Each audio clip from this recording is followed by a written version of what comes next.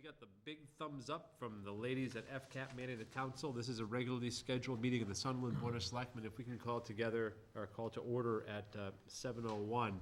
We're gonna start the night off with a brief reading. A brief reading. You know, we're in budget cycle, and I thought I'd go back to the town report of 1919, just after the war. And I think a lot of us think that we sometimes get, whatever we're doing is the first time this is happening. We never experienced these times, and we didn't have different of opinions. Well, this is the report of the supervisor of music in 1919. I thought it was kind of interesting because I think it pertains to a lot that we're doing today. The same teaching plan in general has been followed as in previous years. This year have been uninterrupted, showing a steadier progress than is always possible. Music has been prepared for graduation, Memorial Day, Christmas, and for other specific dates.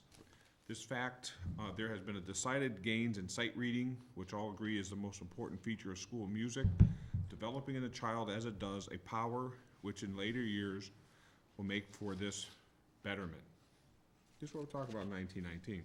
But I don't think everybody in 1919 agreed that music was a good thing. It's like some people don't agree with that. This fact was brought more strongly to mind while attending the Eastern Conference of Music Supervisors at Hartford. Among such was a demonstration of sight singing in one of the large schools. Among so many, of course, one encountered many ideas. One declared all teaching of keys, chromatic scales, definitions, and the like a waste of time.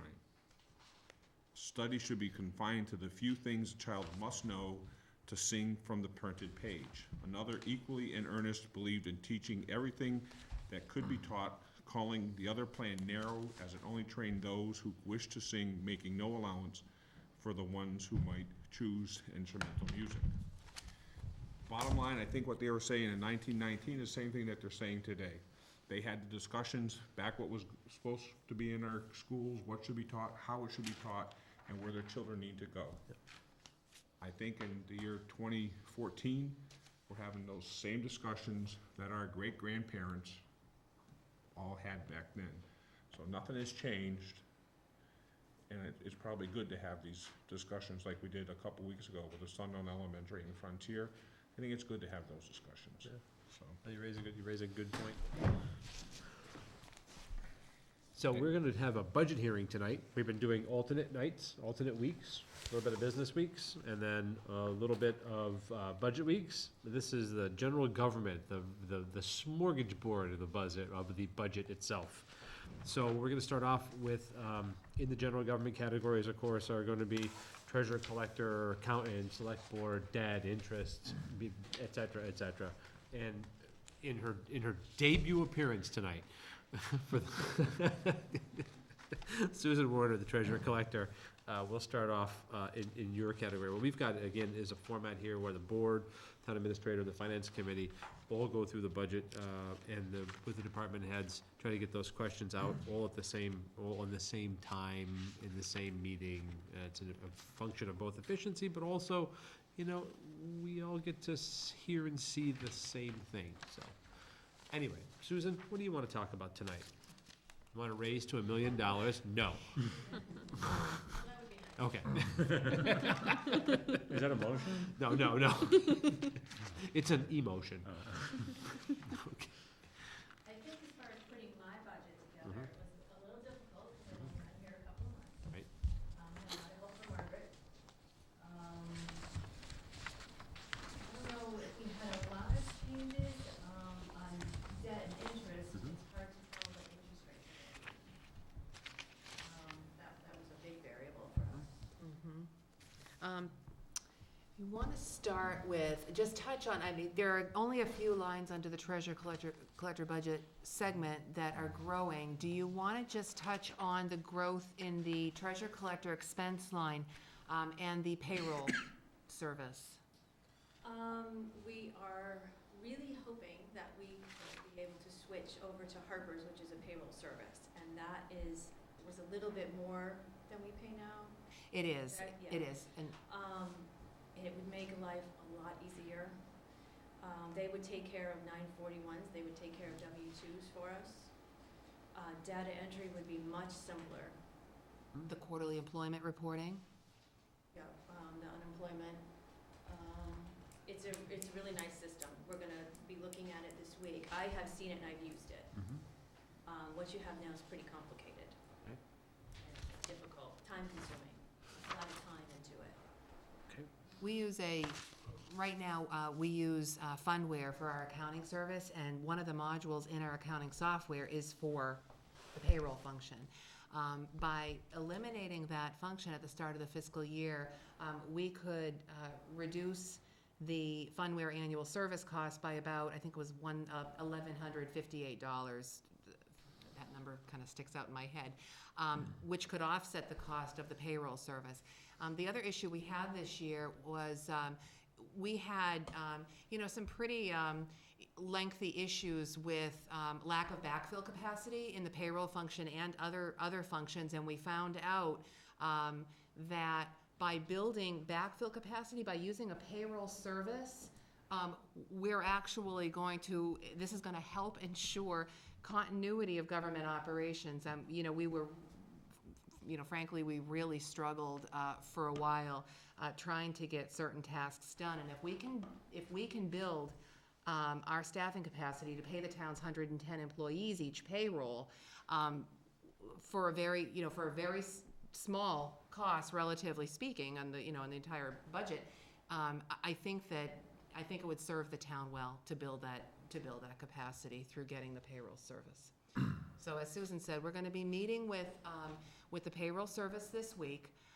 This is going to be something that we have to get quotes on. There are a few services in the area that we'd look for quotes on. One of these, this is based on one of the quotes we received, and we're hoping that we can move forward with this for July 1st. A question with regard to payroll service, payroll function. Of course, payroll function is just that. It is what it is. Is the service augmenting, or is it going to replace is it designed to?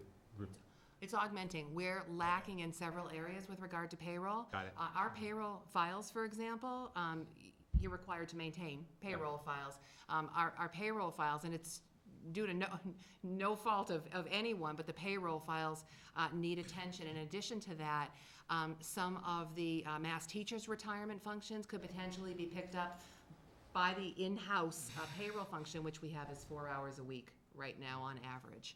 Got it. So there are plenty of payroll functions that require attention. Yep. That could be addressed through this change, or we could at least make progress in those areas. And do we see that as the only increase in expenses for treasurer collector? Postage went up 3 cents this fiscal year, so that $450 reflects an increase of 3 cents per piece times 15,000 pieces, which is about in the vicinity of what we would send each year. Okay.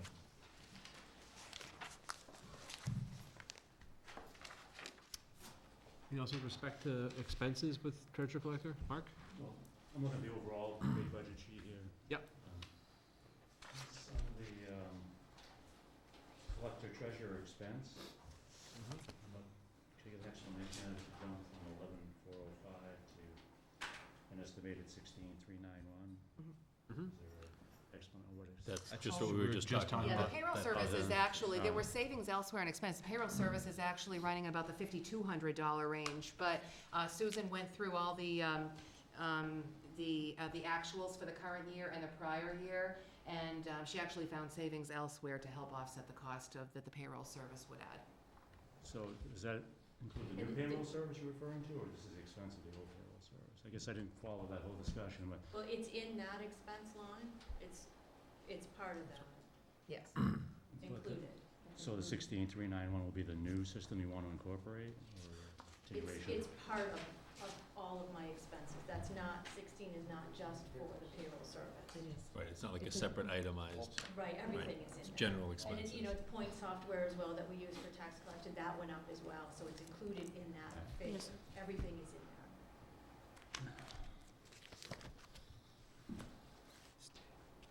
So it is, yes, bundled into. I'm still not sure if that It's a big increase, but it's not sure, you asked for, you like a new software service.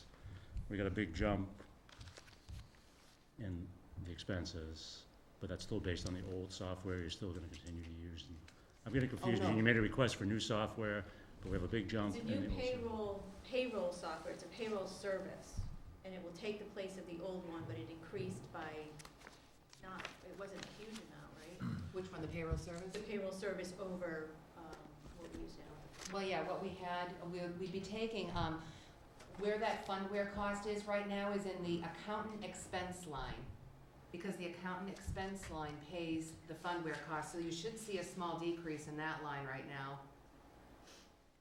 There's a decrease in the Government Accounting Standards Board regulation. No, in the accountant budget segment, Yeah, it's down 6.7%, right? yes.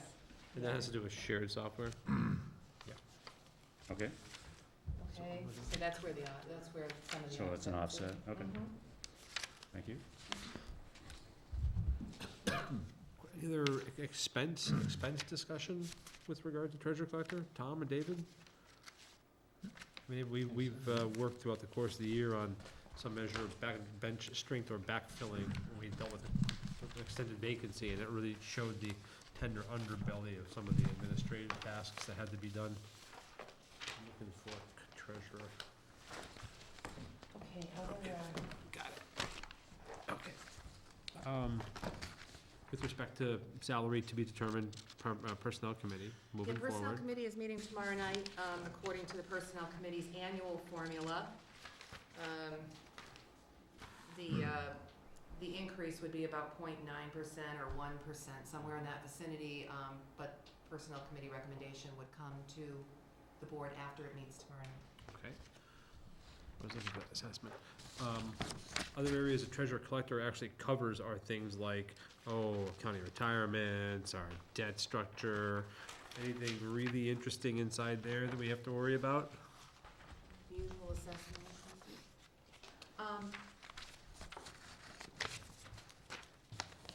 I'm under benefits and insurance. Again, County assessments here. retirement assessment, that's just a 4.1% increase in the assessment from the Franklin County Retirement System. Yep. The increase of $3,000 in Chapter 720 unemployment would anticipate small changes in claims history. Okay? And town insurance is a selectman's expense, so. So when, Margaret, after 2009, when should we expect to see some measured relief on our unemployment, right? We would have let people go, we'd see the tick in subsequent years, right? We should begin to start seeing that assessment for payroll value start to drop back off. We're in year 5 now. As far as the unemployment, it did drop somewhat in FY12, no, is that right? Yes, from FY12 to FY14, it dropped a little. And again, next year, there may be a slight uptick, Okay. but, And again, it's important to bear that in mind, you have steady employment, you let a bunch of people go, subsequent years, your unemployment right. rate goes up, and then it starts to trend back down again. We should be at the beginning of that slope back down again. Those lights go up and they go down, what is that? It's following the trends you were discussing. Electrical problem. It's all good. Thanks so much. Electrician. Okay, how about debt and insurance? I'm sorry, debt and interest. We know that we have a plan to buy out a piece here the first of the year. And of course, what happened there is with excluded debt, those revenues also go away. We'll talk about revenues later in the meeting, but under the debt, you're gonna see a lot of minuses, usually incremental installments, or in some cases, the actual total buyout value. And so the changes there, the big changes, for the Frontier renovation loan, we've received our assessment, and it's down substantially. That is a portion of the town's excluded debt, and that's down $20,036 for FY15.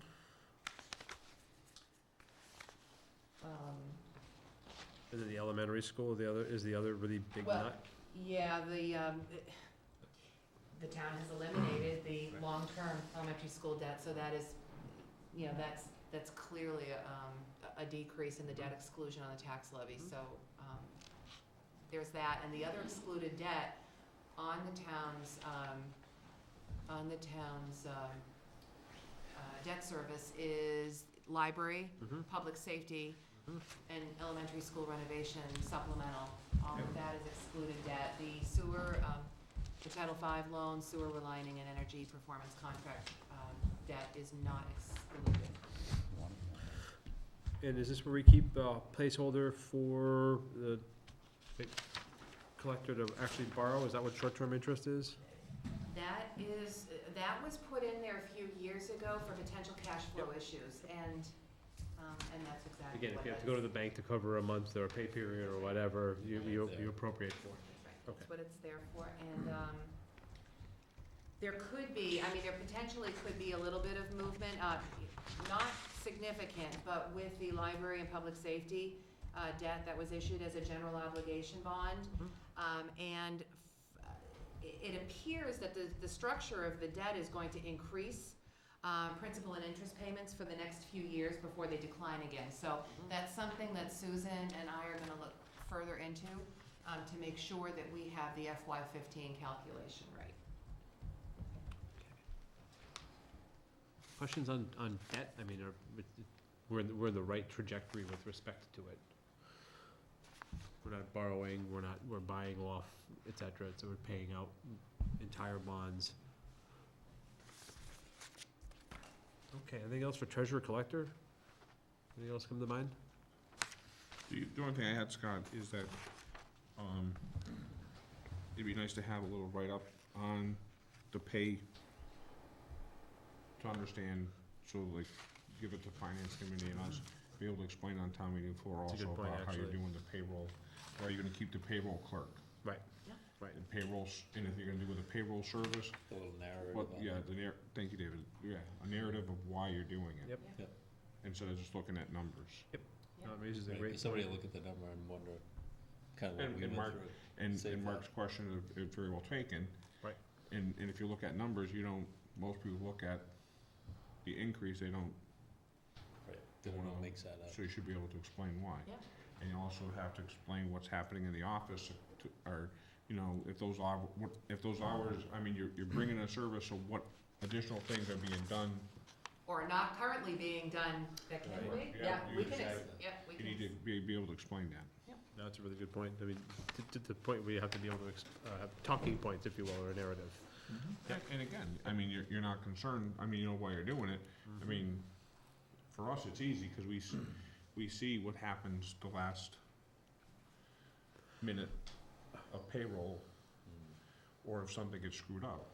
We get the telephone calls, but no one's probably calling finance committee or, Or we work Sundays, Yeah. right? What is that? Or we work Sundays. Sundays. so it's, Matter what day so of the week. it's good to have it, so, Yeah. you know, people, You raise a great point, moving forward especially. Treasurer collector, this is the one chance you get to say anything you want in a public forum, so with some measure of I decorum. guess I should say tax bills are due on May 1st. There you go. that's consistent, That's, every treasurer That's collector right. says the same. that's what collector treasurers say. That's exactly right. Well, thanks so much for your work, your continued support of our town, Susan, I appreciate it. Let's talk to Brian. Thanks so much. Brian, what do you think the accountant's gonna tell us tonight? Oh, wait, you're the accountant. We'll start with the easy part, the Okay. expense line. Yep. That's basically the fundware software license and support fee. Okay. And one toner cartridge. That is, That's one. Pricey toner cartridge, huh? So, yeah, that's the easy piece. Yep. And we're almost gonna fund it at 2009 levels again? I wish. Almost. That's why I used almost. Speaking of 2009, when I started in 2009, it was funded at a level that allowed for 12 hours of accountant work. The very next year, before my feet were even dry, it was cut to 11. The following year, it was cut to 10. In the meantime, Community Preservation Act was added. Good point. as was quarterly estimated, semi-annual estimated, tax billing. split, right? Yeah. So there's additional commitments, additional abatements and exemptions, there's additional state reporting requirements, all of which take additional time. I already stressed original time that had been reduced. At the moment, my feelings are that the system is in extreme distress. Margaret and I had talked about the possibility of trying to increase the hours in the assessment this year, and I had several conversations with Bob Dean. As the FERCog budget developed, he decided he really didn't want to pursue trying to increase the hours when there were other increases that had already come forward with the budget process. So we're still left with short hours to do the work that's required with the additional stuff that the town has added. I actually end up putting in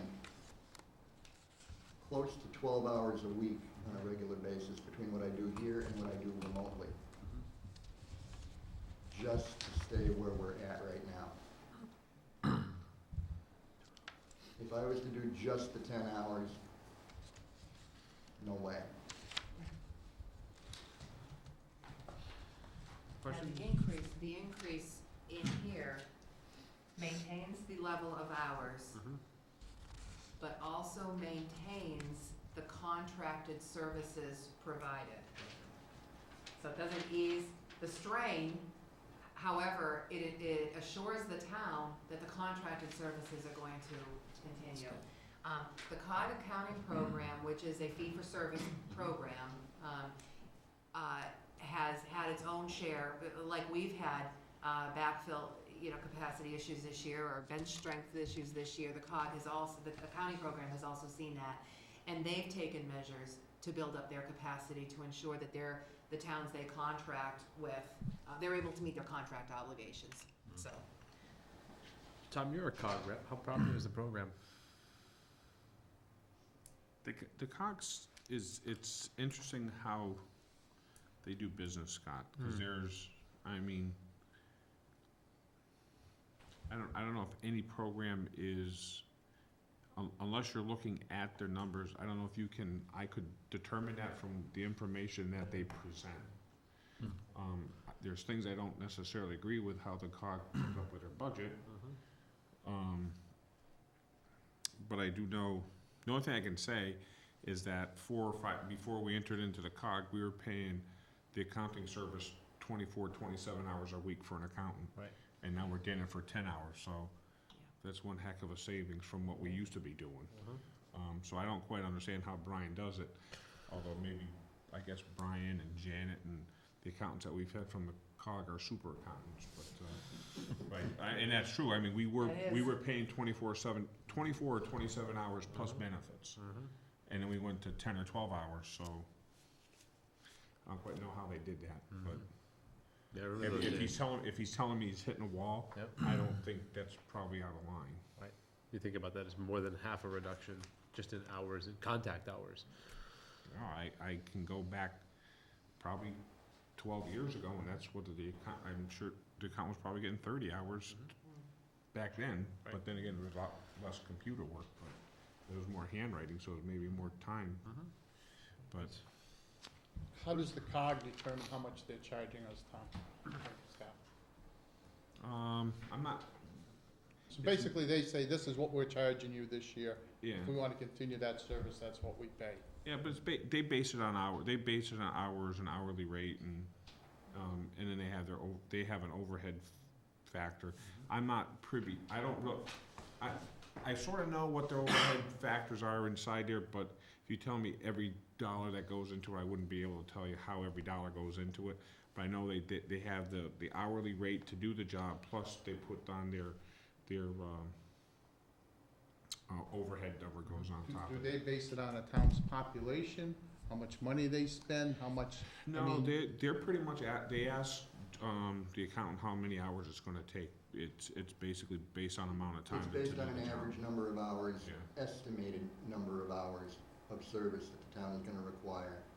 All of the expenses for the program go into one big pot, Mm-hmm. and then the total number of estimated hours is used to calculate what the assessment per hour is gonna be. Makes sense. So then it goes out evenly across. How And many so, children- and when you say program, you're talking about the accounting program, accounting because there's a program. series of them, not the cog in total, but the Right, right. program. That's Yeah. just the program. accounting sphere. And it's kind of interesting Yeah. because also is that we know that there's certain time of the years that the accountant is busier than others. Like when they're doing the Schedule A, you know, they're gathering up a lot of the data to put together for, you know, to put the paperwork together for the state. Well, they figure, they say, okay, and the COG does, okay, we know our accountant's gonna spend more time this week or this portion of time than, and in fact, there's supposed to be weeks he may work 12 hours and there's weeks he's supposed to work 8 hours or 9 hours. And then it's, just because we know the accounting, for us at least, the accounting has different, you know, when he's doing reconcile, you know, when he's reconciling working with the treasurer collector, so. Are there other contractor services, accounting services out there that we Yeah. could try to compare prices with? Yeah, we work, actually, Account, the we town had of, account temps very briefly, account temps very Oh, yeah. briefly. we, Margaret's actually, we've tried some. Yeah, yeah. Municipal accounting right now is an area where there is huge demand, and I think Brian could probably speak to that better than us because the COG has had to turn down communities recently. Very few towns can actually employ full-time accountants, and so small towns are relying on the COG. And I don't know, how many towns is the COG doing now? Right now, we're doing 14, and we've had at least one, if not two other towns inquire. Yeah. And Joyce and I have told Bob that we are not a growth industry at this point. But you just can't take them on. But your margins must be good, because they keep calling, right? Yeah. Well, the fact that they have, To get to Margaret's point about municipal accounting and other services potentially, municipal accounting municipal is. finance. Municipal finance, municipal accounting is a unique animal. There are numerous differences between municipal accounting and private accounting. The difference between, it's what's called fund accounting. You have far more complicated transactions that have to take place under a different set of rules than in the private sector. And trying to find the qualified people to do that is a challenge. Unfortunately, the colleges in the area and in the state do not really teach fund accounting. They teach private accounting for CPA firms. Isn't that interesting? That's where the money comes from for the colleges That's to where the teach money with. is. That's where the teaching effort goes. Follow the Municipal money. accounting, you get 3 weeks, 1 semester, if you take the third-year accounting course. That's it. I had a fund accounting course. The rest of it, you either Get learn one, on, right? you Yeah, either one learn course, on it was the a separate job. course, right? The rest of it, you either learn on the job, or you learn by going to a very, very brief school in March at the university that's put on by the Mass Municipal Accountant and Auditors Association. But that's only an overview, it's not actually teaching. Huh. It doesn't really teach, if you don't have the basic knowledge to begin with, it's not gonna get you where you need to be. So, you know, to find the qualified people to actually do the accounting from start to finish is very, very difficult. It's well for future resolution of the problem, doesn't it? Yeah, Just one of the most amazing things, Bruce, is that one of our most critical areas is, and I would say the collector treasurer, accounting, are done basically by accounting. When I say collector treasurer, it's 2 jobs. And accounting is a 3rd job. And when you look at that, we're basically using part-time people that doing some of our most critical financial work. And the one thing with a COG is that over the time, before Brian, we had Janet. And when Janet retired again, re-retired, Yeah. they were able to bring Brian. But the last time we had we had to go out for an accountant. That's why we know how much it costs to do temporary accounting, and they weren't basically, I don't even know if we kept our head above water at that time. I understand that it's a very difficult. I don't know what to do. Complex It's field, and, you know, you do need a full-time professional to do it with the changes and everything else. And I know you've recently hired more staff up there, part-time, so. See, and that's the thing, cause right now, we're depending on them. But I couldn't tell you if they had trouble with people. The only thing I don't agree with is that we all use Fundware. But we all are charged, each Individual town licenses. is charged Yep. for the program. And we're a little different because we exceeded the population threshold that Fundware would allow the COG to host the server. So this is Oh, I see. one of the big reasons, the big reason, we had Had to to buy buy our the own. software and the server and the licenses and everything, so yeah. According to cost. The reason we use Fundware in all the towns is so that, let's say I get sick and I'm out for a month. We can have somebody else come in. Right, you don't have that And whole issue. at least the software is the same, at least the vast majority of the accounts are gonna be the same. There's gonna be small differences and nuances. But somebody else from our organization can come in and hit the ground running. Yeah, right. Don't have that learning curve. There with the is software. nothing more difficult than trying to work with two different sets of software Right. in two different towns. Sure. I've tried it. It doesn't work. Well, having a common platform always makes it easier. Yeah. So other than really having the need for a potential for a restoration of the original hours, which we're not proposing in this budget, we have an increase here associated with the COG assessment, and that's the extent of it.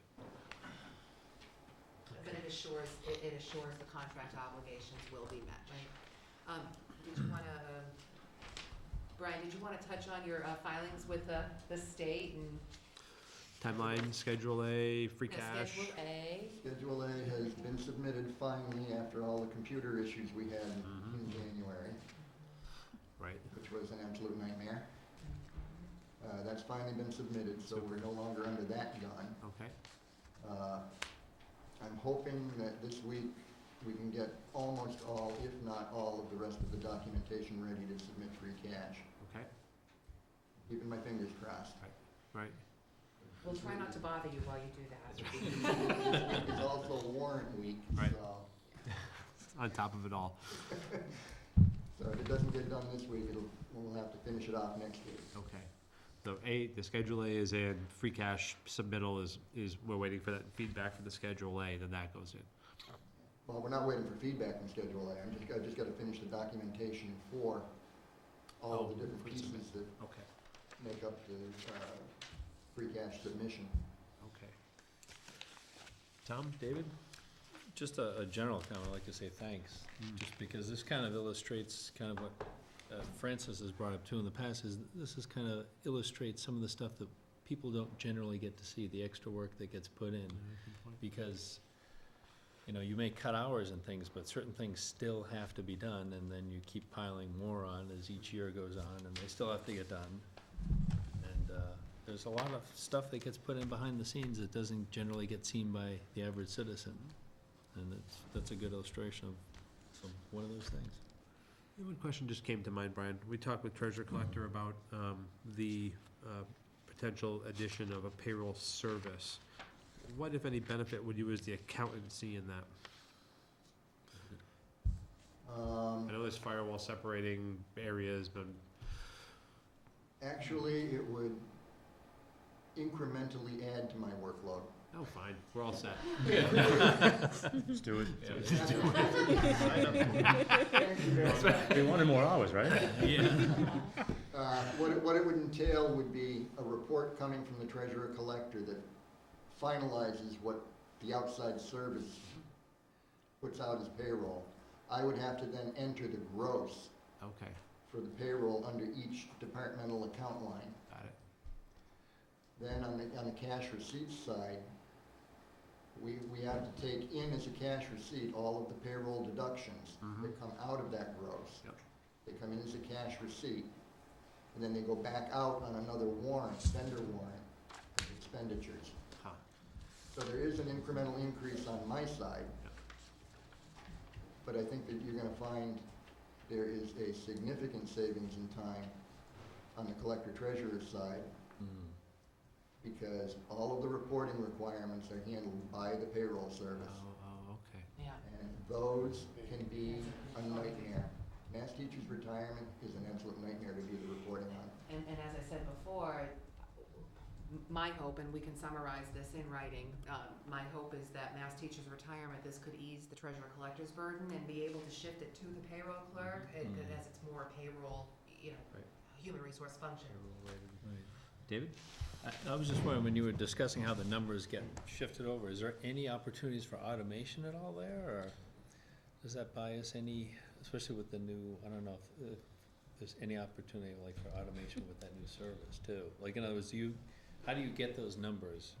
You In see a those report. spreadsheets and Yeah, things like that? right, is there any way we can do it electronically that might, save? I don't think there's anything that would import where I don't think you'd have to talk with Rob Raymond about that. Okay. I think it's still a case of I'd have to get something to manually input. Right, okay. Make sure it ends up in the right buckets, Right. Absolutely. right? It's gotta end up in the right buckets. Well, it's usually a It's good gotta thing. end up in the right gross coming out Right, of the for the payroll lines. Yep. Then the cash receipts for the deductions have to come back in correctly, and then it has to go back out on warrants correctly. And right now, with the payroll module the way it is, those payroll deductions are all handled internally, so I don't have to touch them. Fundware talks to fundware. Right, right, that is a good point. Well, I wanted to ask the question as it was part of the financial discussion, so if it ends up being more work, then we'll see what we can do to mitigate it. Or add to it. Or add to it, exactly. One thing I would like to say, as far as the assessment increase, with your assessment package, Bob Dean had sent a letter explaining a good bit of the background as to what has been happening with the accounting program and what we did this year. That's with the COG letter. The cog is It's with the understanding. yep. Right, so if you take the time to read that, you'll see what we've done. That hasn't cost the town anything for FY14. The additional staff hours that we added for FY14 came out of reserve funds. okay. They did not come out of the assessments because the assessments and budgets had already been set. Sure, that makes sense. So for FY14, we absorbed the increase through our reserves. Okay. FY15, they're added in to the assessment. Okay. Well, thanks for that. But it had gotten to the point where Joyce and I were closing down 14 towns. Not possible. Sure. You think about that. Wow. All right, Brian. Appreciate the time. Thanks so much for the report. Okay. Thank you, Brian. We'll see you Thursday. Is it gonna be Thursday already? Yeah, it's Thursday day after. What do you think, Town Clerk? You wanna be up next? Okay.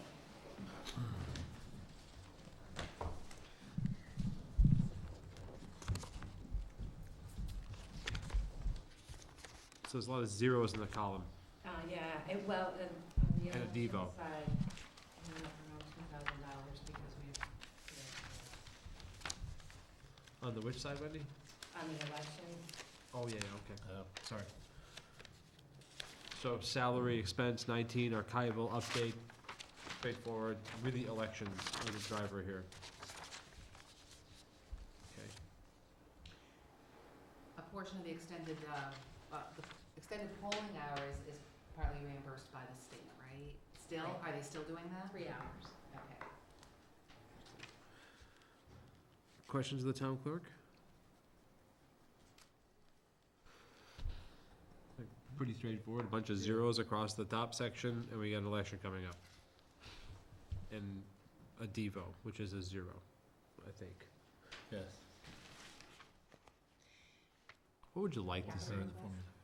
I didn't put any capital requests this those pricey elections. Boy, that's Good good job. management. Excellent management. I've put No the same one in questions. for quite a few years, Yeah. so we've kind of bypassed it.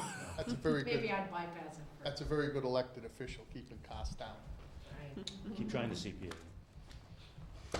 Well, I do, actually, I have records that have offset this budget. A couple years ago. Anything you wanna ask us, that's really way too easy. No, the only thing I have to say, I guess in the future of 2016, there will be a different way of voting, where it could cost the town time and money for early voting. Could you give us insight in what that's gonna do and who's Well- mandating it? The House and the Senate have two different versions. The House side, I think is a little bit better for small towns. They want, 10 days before an election, you're including Saturday and Sundays, they're not saying whether you need election workers. I mean, I just have no idea where we would So- find election workers to work 10 days before. So instead of voting on one day, you vote for 10 days? No, you still vote on that one day, but you have the option. Right now, we have absentee ballot where you have to Yeah. have a reason. You have to be out of town, it has to be for religious reasons, or you're in the hospital. So you just can't absentee vote because. This would open it up so that you wouldn't need a reason and you could just cast your ballot and it would be counted, and it would need a lot of checks and balances.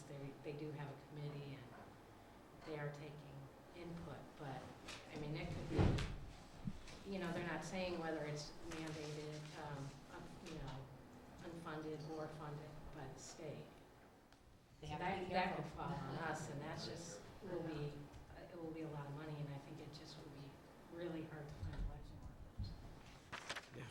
workers. For an expanded window to come in and vote. 2016, they're discussing it now, Right. implementation in that range, if it passes. So, yeah, they're going to do that, it's just how, Interesting. easy they're gonna make it for small towns. Well, and cities too, I mean, they're gonna have the same problem, but, Right. what staffing, small towns usually just have one person in there. So are they letting them mail it in? Is that what they're? Yeah, you'd come in and you'd go through the machine, and Oh, so you have, okay. you'd have to Somebody set would up have a to be polling area, staffed and yeah. everything to, Right now, I can do absentees by myself, and people can vote in the office, and probably, some people here have done that. So what is it gonna do? Yeah, right. You still you can do everything you do right now by absentee ballot. Well, technically, could increase your numbers of absentee that's ballots. that's, I think, what the goal is, to increase the numbers. And you don't need a reason to not go to the polls and vote that day. You Yeah. might just wanna watch a basketball game on TV all that day, so I'm not gonna go vote today, I'm gonna do it a couple days before. Right. A lot of states are already doing that, aren't they? It is, I guess, they're feeling we're behind. When there are so many other mechanisms for people Hmm. to be able to vote. And it will come down to the integrity of the elections, Might be easier to How, question the integrity of the election if it's spread out over a 10-day period. Well, yeah, they've gotta have some kind of checks and balances in right. there to make sure that we can do it and still maintain the integrity now Right. that we do. Huh. Even now, some people question that, they won't have to show an ID. Yeah, trying to increase the turnout, because in most large democracies in the world, voting doesn't happen on a weekday, it happens on Sundays, so that's probably one of the things, is to get more people, with a theory that, well, if you have to work that day rather than watching a basketball game, which you could do, that's probably one of the thoughts must- behind that. You're probably gonna have to watch a lot of basketball games, since the average basketball game takes 90 minutes. Yeah, If on Saturdays, I'm all day time. Right, that's right.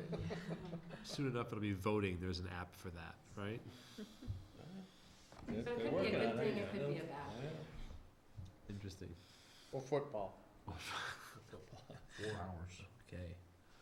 Anything else, Town Clerk? That's a great heads up, by the way. People are really motivated about that or want to participate in that discussion. Contact your legislators. Try to get Don't informed. by it. contact your legislators. We'll No? just get, no, you gotta talk to the Secretary of State and Good point. that's what you, and, I mean, these are the people trying to, and it's gonna be, you talk about unfunded mandate, who's gonna pay for all of That's this? the thing. That's right. We're gonna pay for it. Right, they don't We're pay, gonna they don't pay pay for it. for the elections now. Right. So you know who's gonna pay for it. I mean, it's gonna be us and we'll be paying, all of a sudden this zero that you see for Wendy's thing is gonna be their you're gonna see $11,000. Can't we just do it the old way and let the state put us in jail? So, well, no, because I'm the one going. We'll visit you, Wendy. Yeah, I know. That's what she's afraid of. Town caucus next Monday night Town caucus is next Monday. Isn't it? at 6 o'clock? 6:30. 6:30? We 6:30, had yeah. asked for, yeah, it's a little bit of a change, but some people wanted it a little later Here or there. here. I just think it's terrible. Again, talk about not do, an unfunded mandate, right? How do they create unfunded mandates? Legislators or the executive branch that wanna do something, but they don't wanna pay for it? Here's a prime example. We're gonna increase voting. Really? Somebody is up. Our percentage won't go up a bit. Legislation is easy, it's implementing legislation is always the issue. So, It'd be interesting to know what the genesis of that legislation is. Where can you curve it off or begin that exploration earlier? because something sounds like a great idea, but no one thinks the impact of implementing great ideas sometimes, You raise a good many point. times. Library is a bad point. That was a joke. That was a good point. Thanks, Town Clerk. Appreciate it. I'm gonna go over, since Jim's in the gallery, I'm gonna go over rec. Come on up, Jim. Section 18.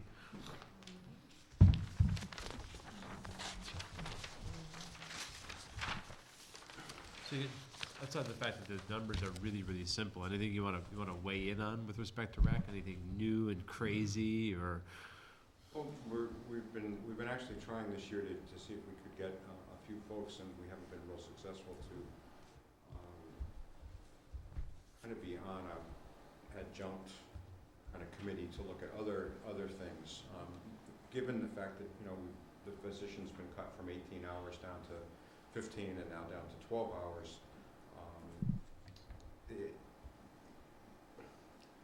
and increasingly, even though that's what I have been doing ever since I've had this job, but increasingly feeling that there's a need, particularly in basketball season, to be in the gymnasium for the whole time that we have programs there. But even, when we have soccer games and things at the field, there really needs to be someone there that's not in charge, but, coordinating things and making sure that things run reasonably smoothly. And if we have injuries, and we didn't have it here in Sunderland, but we had 3 soccer games that we participated in 3 other towns where an ambulance had to come, and you need to have people that have a good head and can do that, and provide a certain level of supervision as well. One of the things increasingly that I find is that parents they're dropping the siblings off along with the kid who's on the team, and now we're babysitting for them. No matter how much we suggest that this is not the service we're providing, these kids are still there, and if they're getting into some difficulty or trouble, or if there's a problem of some kind, then someone has to do something. So, I think there's been a greater degree and a greater level of needing to be there in those type of circumstances. So,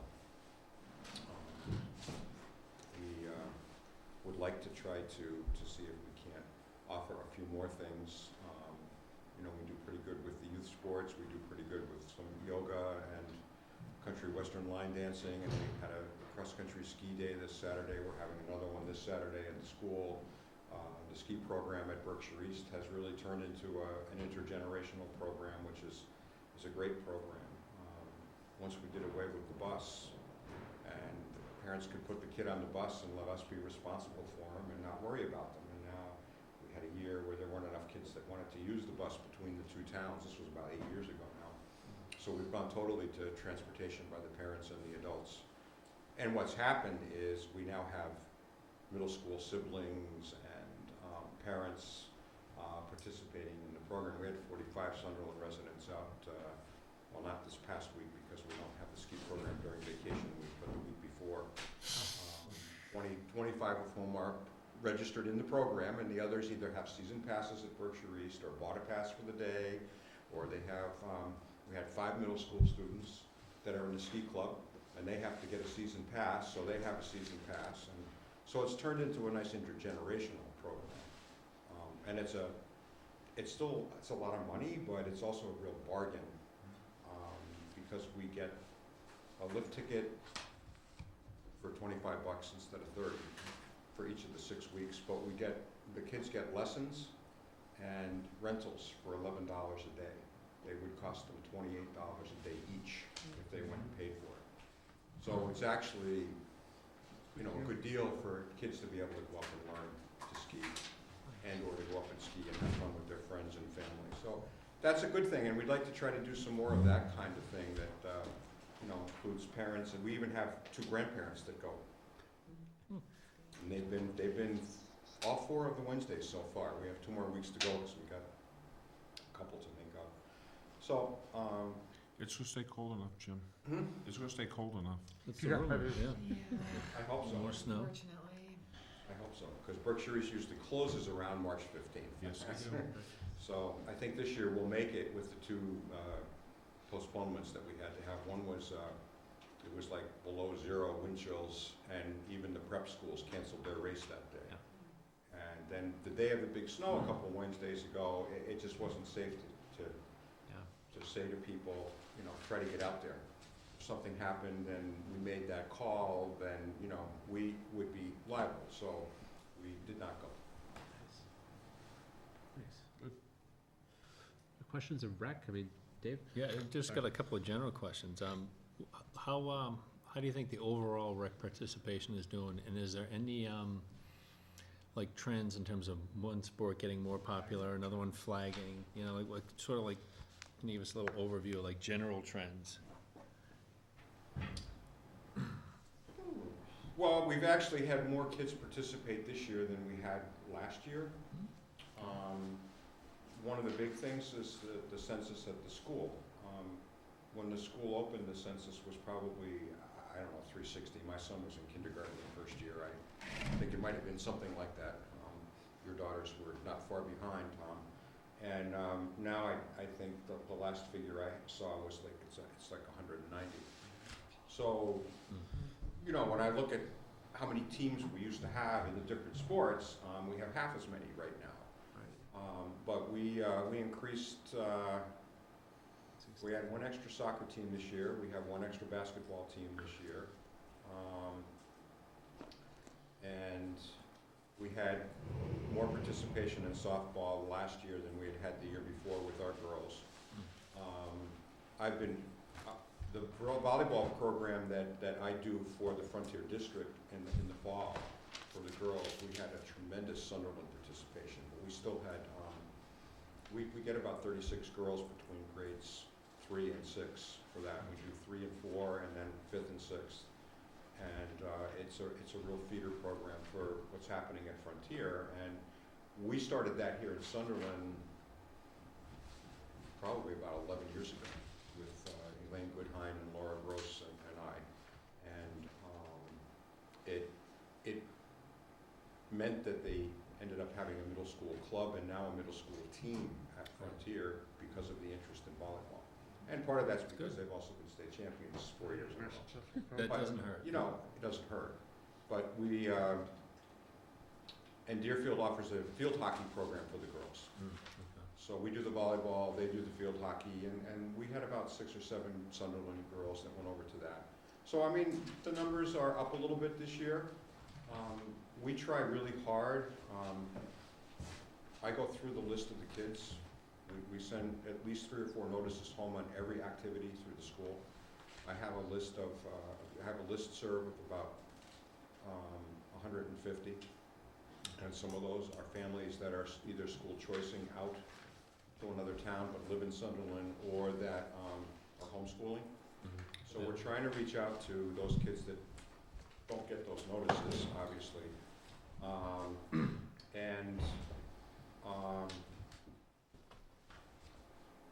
I make phone calls. If there's a kid who played last year and hasn't signed up this year, even after our registration deadline, we're still making phone calls, trying to make sure that they didn't miss out. I'm sure some of the other towns do that, but I know in Deerfield, their rec department decided that they were gonna have a registration deadline. If you missed the deadline, there's another week to 10 days, and it'll cost you an extra $10, and after that 10 days, you can't play. And we're not gonna do that. It's a small town, and we don't have scholarships per se, but if we have a family that we know has several kids, or we get a call from the school about a certain family, we just waive the fee. I mean, we suggest that we have scholarships, but we really don't. I mean, what we have is what's in the revolving fund. We don't have a budget, and it's the money and the fees that we collect, and that's the way it is. One new program this year that we've been sponsoring is the Music Together program, which meets on Friday mornings in the library community room. And it's a music and movement program. It's a national program. It's run by a woman in Amherst, and she has several sites up and down the valley. And we, this year, I believe, have this session, this January-February session, 10-week session, I believe there are 16 families participating, and it's geared for a parent and a toddler, preschooler, and/or a grandparent to get down on the carpet and bang the tambourine and the marimbas and dance and move and sing, and that's been an interesting program. We do have some Sunderland families that are participating. We also have some from Amherst and Whately and Deerfield that are participating. And so that's, it's kind of a pass-through of a fee, because they had to have someone to sponsor it in order to use the community room at the library. But the library, Adam and I both felt it was a good program that we ought to try to offer and see if we could generate some interest in town. And this was a way to make it happen. So that's been something that's Pretty interesting. Always something new, right? Well, we'd like to keep trying. Yeah, nice. Good questions, of rec director, rec program? Okay, thanks so much, Jim. Sorry I was a little late, but we had softball registration downstairs until 7:30. Perfect. There you go. Thank you, Jim. Thank you. All right. That's good to hear about the diversity of programs, as well as the, we have a organic population, and it sounds like some programs still pretty popular. Okay, Margaret, there's about 1,900 lines to go through now. Yeah, I know. You can do most of these pretty quickly. Line one. So, Line number one. So the first few lines, there is no growth showing. The select board secretary would be one of the, I believe it's 15 positions that would be, would receive, would be recommended for a salary adjustment per the personnel committee's recommendation, if the personnel committee decides to bring that forward. The Board of Selectmen's expense line is increased. It reflects costs associated with the Mass Municipal Association Annual Conference. The request is, the request itself for FY15 is $500 less than the FY08-09 budget, and $600 less than the 06-07 budget, but the costs to attend this conference have increased. Have increased annually, actually, and we haven't been able to keep up with the increases. The next line that shows a slight increase is professional development, and this includes municipal workshop training fee increases for employees, and that's not just general government employees. That includes plumbers take an annual certification. They have to do annual certification, and that's done through this So this line reflects increases in the workshop registrations.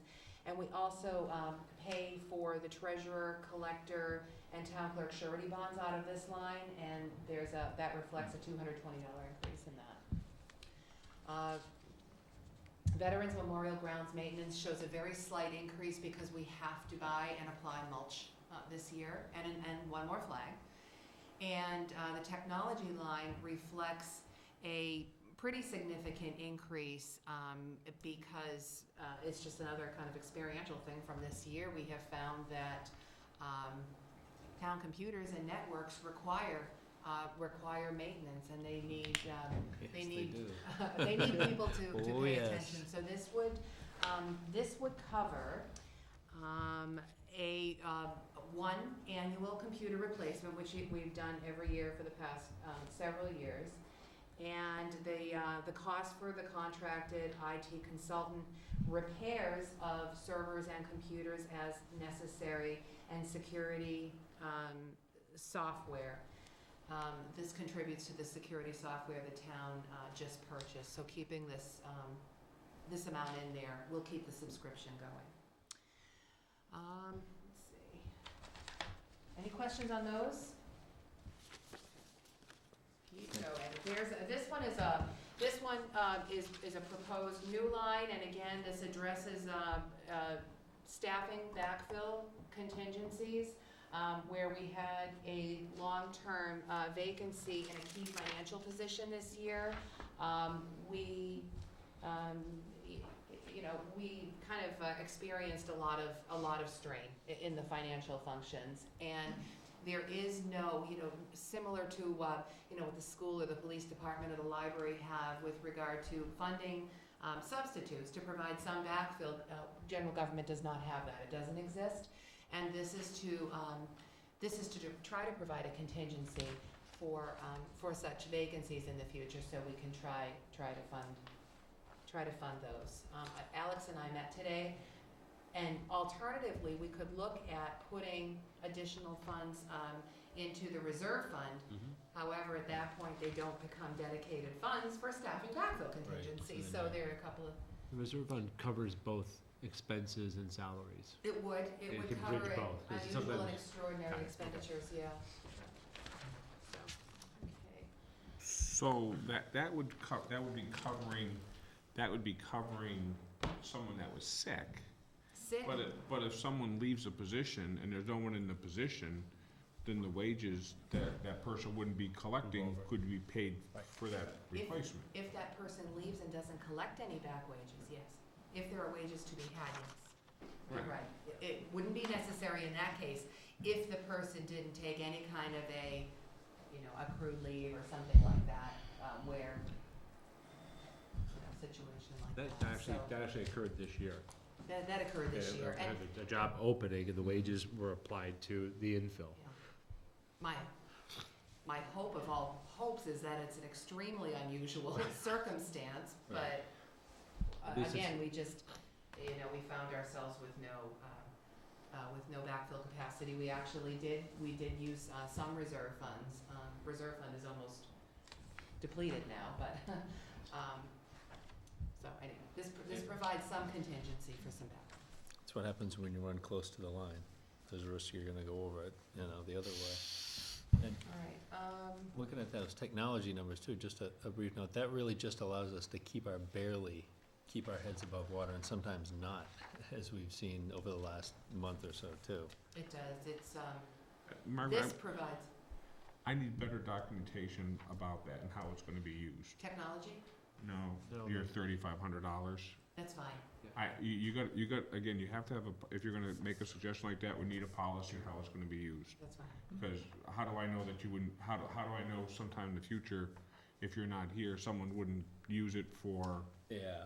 some other reason? Available. That's for- true, so we could probably get Please. something from, where other departments use, or have budgets Mhm. to provide backfill, we could use that as a basis, but we definitely could have This definitely could be policy-based for, It has to be policy, I think I'd have a hard time supporting if it's not based policy-based. There's also a continuity of government statement that's been worked on for some time now. It could easily be incorporated. that's in. right. So you're Easily talking be about like other incorporated. departments funding kicking in a percent of, yeah, cause you could probably come up with some kind of formula as to how Yeah. much of the usage that Mhm. group makes, they kick in X percent towards, yeah, that makes sense. Makes great I mean, sense. And to your point, Tom, it has to be in your, I've used this term before, it has to be programmatic in a sense. It Yes. can't just be $3,500 of noise in the budget with the hope that we never use it. Well, Right, and you know, I mean, there are plenty of ways you could apply this. The intent, of course, is for long-term vacancies. Right. Could also be applied as other departments apply as substitutes if a person, like you said, if a person is out sick, if a person is on vacation. And like you said, we're not, everybody can't always be Margaret, so you don't know, it has to be programmatic in that respect. Yeah. well, and I don't know if 3,500, Institutional, I don't know if it's the right number either. It may not be the right number. It's definitely not enough, I can tell you that. If you look- if you It's look- definitely not enough. It's Gotta start somewhere. seed money. Yeah. But yes, you're absolutely right, and it should be based on policy, and yes, we should. Would that be cumulative from year to year? It can't be cumulative, can it? It wouldn't carry forward. No, Okay. no, it has, no, it would be just for that. Every year? That's right. Right, that would just go back to free cash at cash. the end. Yep. Okay, assessors are not here to be able to present their budget. They have a couple of reductions. You'll see in their justification. The GIS, that is the annual, hold on, let me find there. Yeah, That's a online subscription charges. fee? The GIS annual service cost. By the way, GIS, we're hoping to launch GIS with the new website in April. Oh, nice. So you'll have that. But, GIS accounts for, where is it, right here? 0.62. Okay, so it is the contract for the annual service on GIS, that's primarily, and there's another very small increase for Patriot Properties, which is the assessment software. $200 for that. And the GIS is the big nut, $3,900 worth. That's under assessors. Yeah, Yes. under the assessors, yeah. Yeah. So that's Okay. And what's that gonna do? The GIS, that actually allows, the GIS, annual service agreement actually allows twice a year changes to be made. If we wanted to add layers to the base, You could do it Layers. twice a year. we can do that twice a year in accordance with the service contract. This is a GIS is a service that's entirely hosted by CIS Incorporated or Cartographics. So they would actually be managing the software and making the changes. The town would send them the proposed changes. Will that eliminate Good. the updating the tax maps? Does that all be online now? So they don't have to print the ones out? That's a good question. Margaret, can we have the assessors come in, please? Yes. Well, because, I mean, Bruce has a very good question, and it's like, well, you're gonna add this GIS service, but I don't see any takeaway in the budget so then why are we gonna put this GIS service there when the state provided the GIS mapping for free? And then we paid to put, 2 years ago, we paid to put all our overlays on it. So what are we I'll paying ask the for? assessors to come to you next meeting. What are we paying for? Well, which overlays did we get on, you may not know off the top of your head, like what overlays we put in. It might Yeah, have we only- have we have all the property data. Property data is the start. State does have layers available that can be put on our GIS, and they are layers that are gonna appear over our property data. It's already there.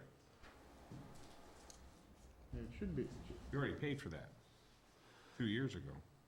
We did, we paid the one-time cost to set it up. We have paid for that. There's annual service to maintain it. I'll ask the assessors to come to your next meeting. Yeah, that's the best way around That'd it. be a good idea. Because that GIS is nice. Oh, it's It is. fantastic. It actually saves a lot of money. GIS is wonderful, It's gonna be but, extremely, For the public. Oh, The yeah. problem- It's a great piece of information. I don't have all the answers that you need right now. but it's so I'll ask the amazing. There assessors. used to be someone that used to sit at a desk with a pen or pencil and paper and Right. all kinds of maps and We didn't pay anywhere. Now somebody goes on the CAD and go, and it's all done, and Yeah, but any of the public can go online and That's see right. what the lots Right, are, it's- see what's we going are- on, see everything else. I mean, that's where it saves the money for we already have that. businesses and Well, stuff. and for But we already project have that planning. Yeah, information. It's just fantastic. Yeah, it's a great tool. And there's other things that we can probably add that would be a great benefit. I mean, you could add, you know, you could even add like trails, you know, all sorts of things like that, you know? You can, yeah, there's all, and the state has all kinds of layers readily available, and, our highway department now has a handheld GPS, so they're gonna be able to inventory Right, storm yeah. drains and road bounds and all kinds of Oh, stuff to nice. add as layers to our The chart. storm drain would, just that alone They're would gonna be be able to do fantastic. the Yep, coordinates for Can I just, clear water connections. fire hydrants, you know. Yes. Francis? just want to, I'm sure there are people who are watching this at home who have no idea what GIS stands for. Oh, it's, So as we throw out all these acronyms, could we just explain to people what this stuff stands for? Geographical Information System. Geospatial Information System. It basically, in a nutshell, marks out, if you were to look at a map, you can start with layers. They'll call each thing a layer. So let's say you have a blank map of the town, and then you can have one layer that shows where all the sewer connections are, or the storm drains, that's probably a better thing. You could have one that shows where, all the water main connections are, and then you keep adding on all these different pieces of information, which, some of them are just really invaluable. Yeah, I mean, I get that. I'm saying you somebody at home. who Right, no, I'm sort of looking at the camera there, but yeah, it's been a great piece of information. And especially as, it's useful enough in a town, and then when you get to cities, it's even more useful, you know, when you start getting into construction projects and things like that, so they know where all of the services are and everything. It's a fantastic Computer tool. mapping. Yes, Pretty close. but they can be accessed, like Bruce was saying, you could sit at home in your, you know, your bathrobe You and look sit at a there and house. look, exactly, right. Look at a piece of property and put Yep. Google Maps on, it tells you what's there, everything else. I mean, Exactly, it's yeah. fantastic. That's great.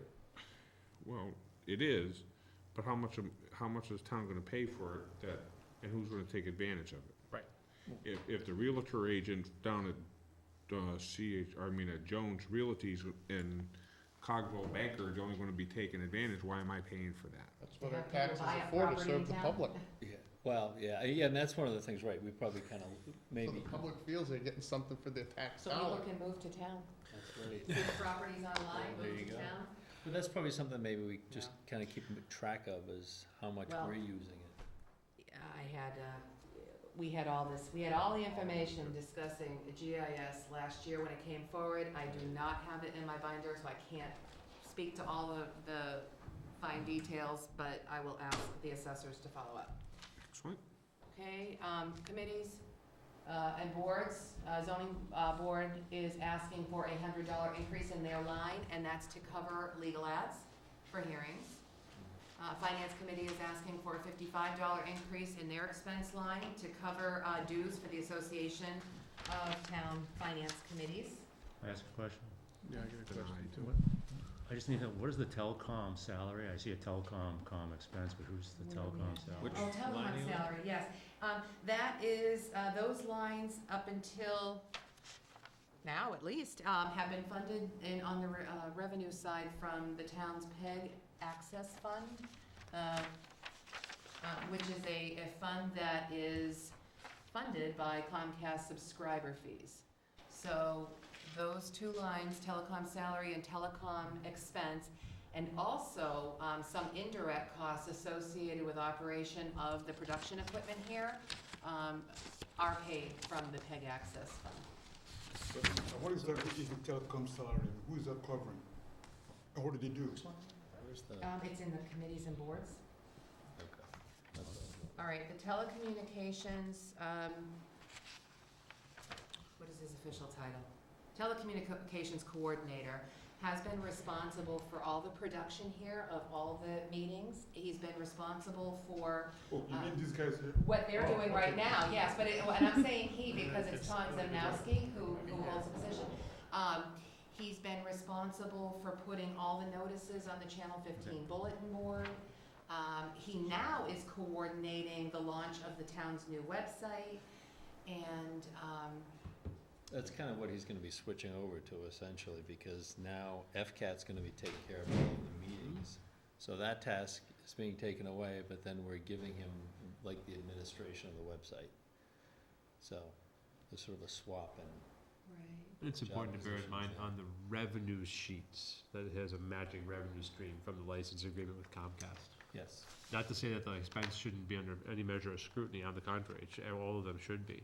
But this one actually happens to have a matching revenue stream. Dave? When, for the website cost, now where are we gonna put that going forwards? Like, I was just curious, like, which line item that goes Yeah. under? Because it was fully funded this year for the next 3 years from PEG Access, there hasn't been any consideration don't have to given to put it what under the there. cost is, where the cost Yeah. of the expense is gonna come from after the 3 years. Yeah, Might not need to afterwards going forwards either, but. Yeah. it's an interesting discussion, actually. Yeah, it is an interesting discussion. Because it has a matching fund, it's kind of Currently. runs on its own, Yep. as opposed to showing up in here. Right, yeah. Well, it was one of the things we discussed at, Yeah. the contract And negotiation part of it also meeting. the FCAT assessment, et cetera, et cetera. Right. Bruce? The ZBA expense, don't their fees, pay for the mailings and the legal ads and all that stuff? Not the legal ads, they do pay, actually, I think it's the applicant that does the, Yeah, that's that what I pays mean, for the the mailings. applicant. But the, I think you gotta pay the you gotta Just pay check them a that. fee for something, I know that. And you gotta pay for the mailings. Mm-hmm. you do, you have to A pay the butters fees, and the notice fees thing? Yeah, offset. the petitioner is responsible for the mailing. But what about the legal ad, Tom? I'll check For with the fee. Steve, he did put in the request for $100, and I thought, of course I don't have it. I need to Why I raise the don't fee. have it Right, here in my, Might but I need to raise don't. the fees. Yeah, that's They're what not I'm covering- thinking, yeah, I mean, Just bump them up a yeah, I little mean, bit. it's not much money, but, Yeah, a small amount to. $100 here, $100 there, it does add up. Absolutely it does. Okay. no, but if you're gonna have a fee for services, have the fee cover all the services. Right, It's right. kind of the point, right? Yeah. Yeah. Yes, and I'll follow up with Steve Kroll on that. Okay, moving down to town buildings.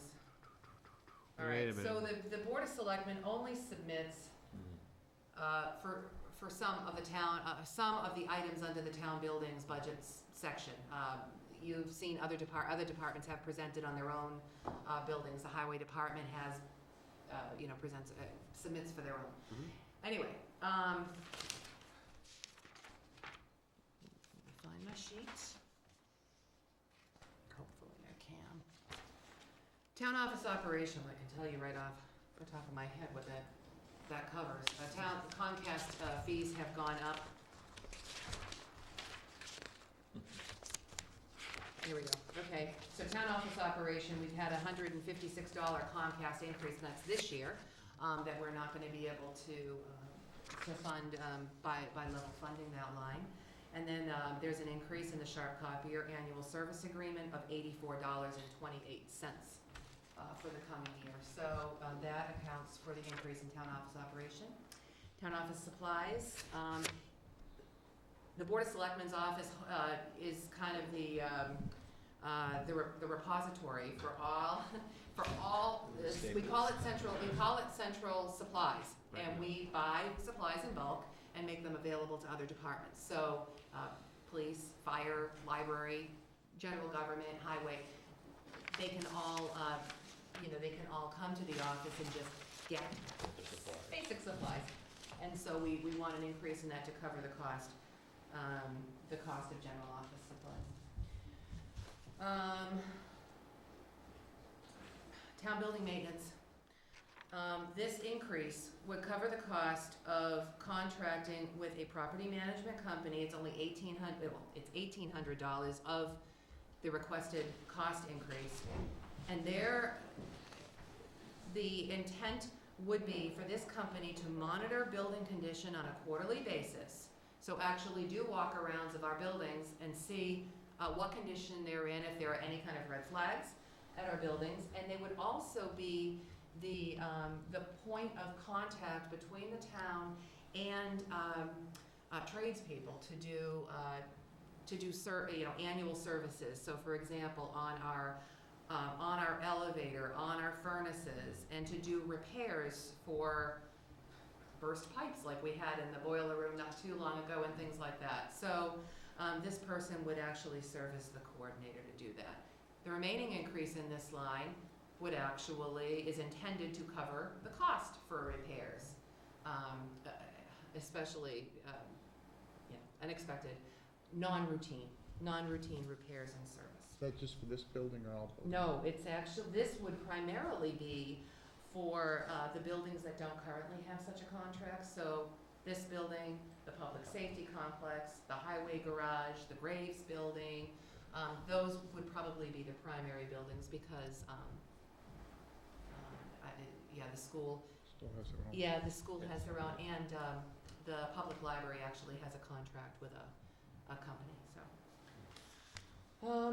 And then finally, energy contingency, there's a requested increase here, and the reason for that is because we pay Siemens Corporation an annual performance assurance contract obligation of $2,230.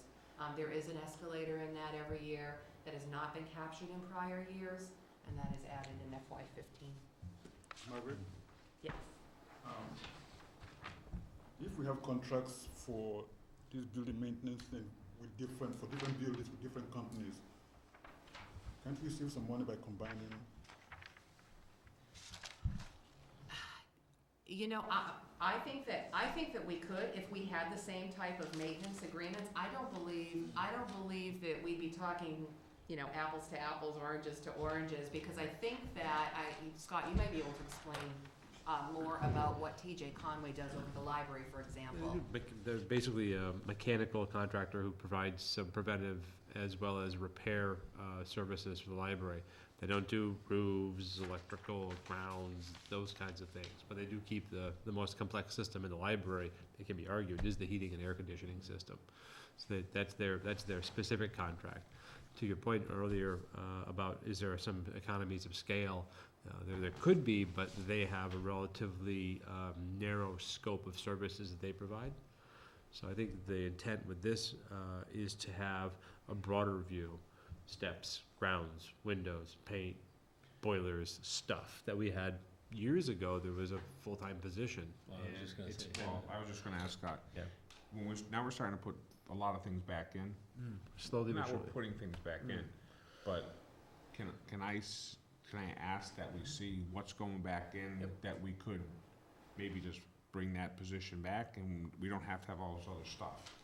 Yeah, it's interesting. Frankly, I've been talking, for the last year, the fire chief and the highway superintendent and I have been talking about trying to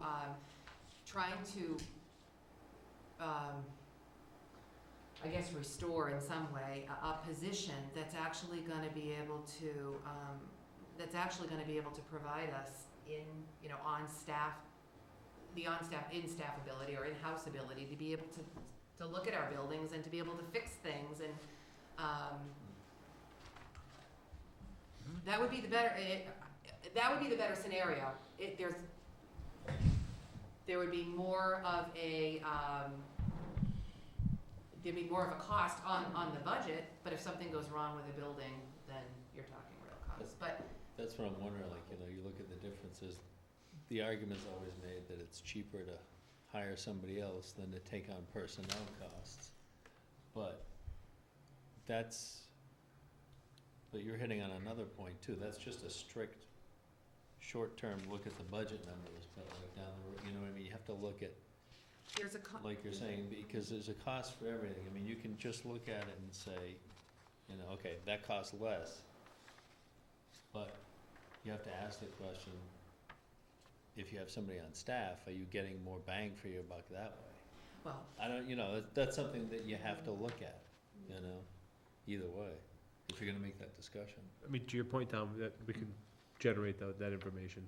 What the old job descriptions were, what the old task lists were. it needs to be restructured though, so that the town can optimize the position. Right. Bruce? With the complexity of building maintenance, going from electrical to water to everything else, I don't see how you could possibly hire one individual unless you pay that person a high wage Mhm. to monitor all those things, whereas if you have a company that does it, you know, they have the general person that goes out and he looks at your contract for the services. If it's something with the heating, they have a heating expert in-house that comes and solves the problem for you. Like And a I property know- management in that Yeah. sense. And I know years ago, when we ran the sewer treatment plant, there'd be a problem with it. We'd try this one year to fix it, we'd try this the next year to fix it. And it was, you know, you'd fix something and it still didn't do the fix. Right. You get a professional in there, and they have the scope Mhm. of different personnel that can take care of it, say, this is the problem, this is what needs fixing. And I think that's where you'll save money. And that's, And that's possible, although I've seen budget proposals from some contractors that would make me fall off this chair. That's what, you have to And- monitor. I think Mr. Bergeron knows what I'm talking about, and then, so, and again, I would just like to see, you know, how much are we spending on building maintenance right now? And you're right, or maybe it's something that we have to talk with other towns about, putting like, or Like a regional. work with a school, where they have a facilities planner that we can, someone that's reviewing this information. I'm not gonna say the COG, because the COG would put their overhead on it, and we'd end up paying $100,000, but maybe there's a right way to do it, so that you can have someone that the towns could go to. But we still have our overhead that we have to put on it, That's right. so I mean, Right. it's not You just can't the escape salary. some overhead, and if you hire a contractor, they're just rolling They're that into building theirs. theirs. Yeah, but I mean, and also what these contracts probably would do is, if you find a problem, that is still, you still have to pay for that. Yes, you Yeah, do. you It's not like, you know, this doesn't cover the problems that they find. You know, and it's likely that if you have an on-staff person, you're likely to have to pay to fix the problem anyway, because you're not gonna have a licensed electrician, a plumber, an HVAC. well, Right, that's the thing, right? They come and they find, oh, you've got a problem with your heating system, I gotta get an HVAC Yeah. person out here to Right. fix it. Right, it doesn't, you're really paying for the management of the process, really, I think, in that sense. And then, no matter what, somebody's then gotta go out and get the specialists to make whatever repair, you know, or, you know, deal with the bid process for a larger project, but yeah, you're right. I'm looking at this is, if we had somebody in-house who, he or she doesn't have to be an expert at every aspect of maintenance, but he or she has to be very vigilant to catch any problems before they become major issues. And that person, in that case, acts as what David just said, you know, to manage the situation. So I see that this roof looks like it's going to be a problem next year. Maybe this person then alerts, you know. But no, it's a good point, because when we were talking about it, I was finding myself thinking, you know, in the back of the building, and that's not. if this is managed right too, hopefully you're saving money because you're not neglecting things Right, exactly. where you should be maintained. Tom had a good point too about, you know, maybe there was some economies of scale with the school, because that function already exists and is done there. Except Maybe that you they're very strained, I you know, they're that's very right, 'cause you'd have to strained, so it add would there. require- So It would require you're- adding, I know, But- but maybe there's some way we can, sharing. yeah, I don't Do we know. know what towns around explore here it. do? What, for instance, does Amherst do? Which is Amherst, Amherst? They have a few facilities manager. Oh, yeah. What do they do for? The school has one and the buildings has. Oh, yeah, yeah. it's usually, full-time staff, and if your town is large enough, city is large enough, it's full-time departments. You know, I've talked to towns around here, and generally, a staff person who's under the umbrella of the highway department, Right. or highway buildings, or whatever the title of the department is a person who's primarily responsible for doing that work. So, but it can be done in a number of different ways. This is only a patch. Right. This, Right. you know, this is, It- to try to provide some coordination and at least some building oversight. It's more challenging for a small town than a city. That's the thing. Okay, solar arrays, so it would be a new budget item in FY15. That $51,907 is the fee the town pays to the asset's owner, and then the town receives money back in lease and pilot payments and in solar net metering credits. This, as it stands right now, this amount has no budget offset. And the reason for that is because at this point, net metering credits would be based on speculation. So anticipation of net metering credits in the coming year, we have no basis for which accounts will see which net, the net metering credits and what value. The intent, though, moving into the future, is to have that budget item offset by the lease and pilot revenue and by the net metering credits showing in reductions in energy lines in the budget. And then there would be extra revenue coming in from the lease and pilot payments. That was at $17,000 a year or whatever that amount is. So, I have a question. And I didn't pay that close attention during the whole solar array thing, and I was in some of the town meetings, but there was a lot of information. So we're paying the vendor $51,907 a year for some For the reason. for them generating the owning and operating. Do we have an estimate of what revenue or reimbursement that we're going, any rough Oh, yeah. order of magnitude, how much we're gonna get? Yes, Yeah. yeah. And what is that number? Yeah, on the revenue side, it would be roughly $17,000. That would be the town's net revenue. The net metering credits Right. would offset the the net metering credits and whatever else is left in revenue, would offset the $51,907. Right.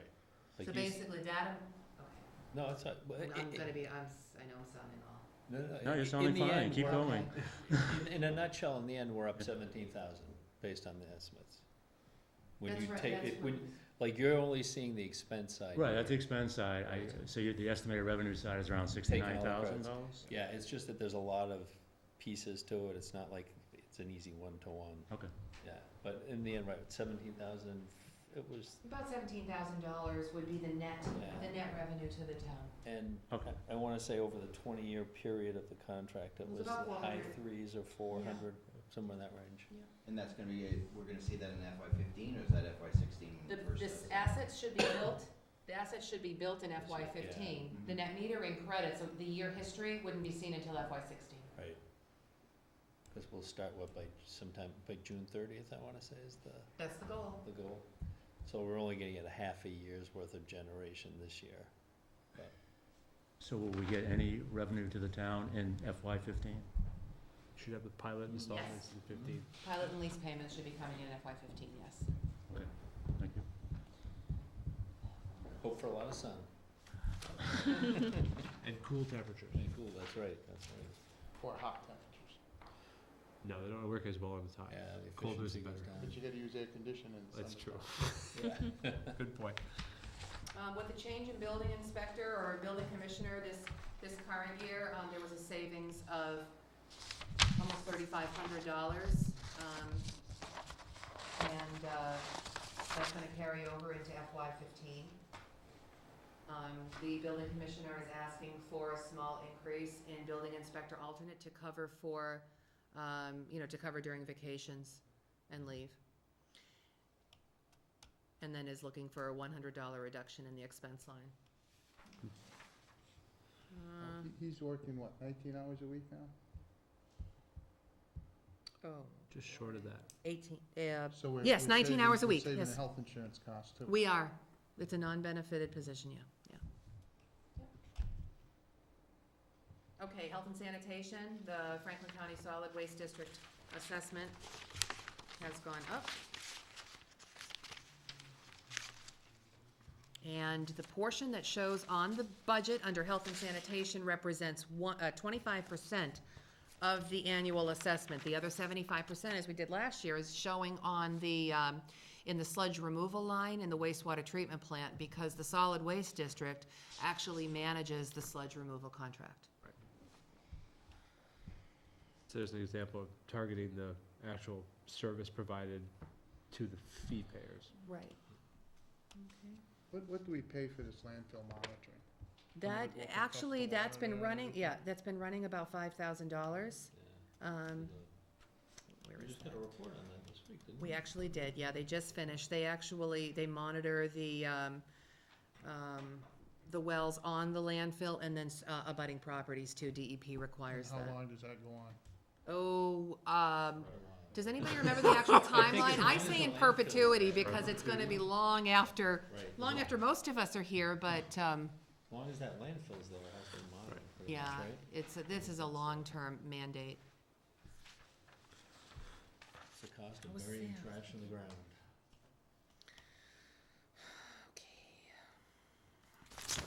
Someday it'll be worth it to mine it, Bruce. That's right. I doubt it, Tom. There's no change proposed in animal.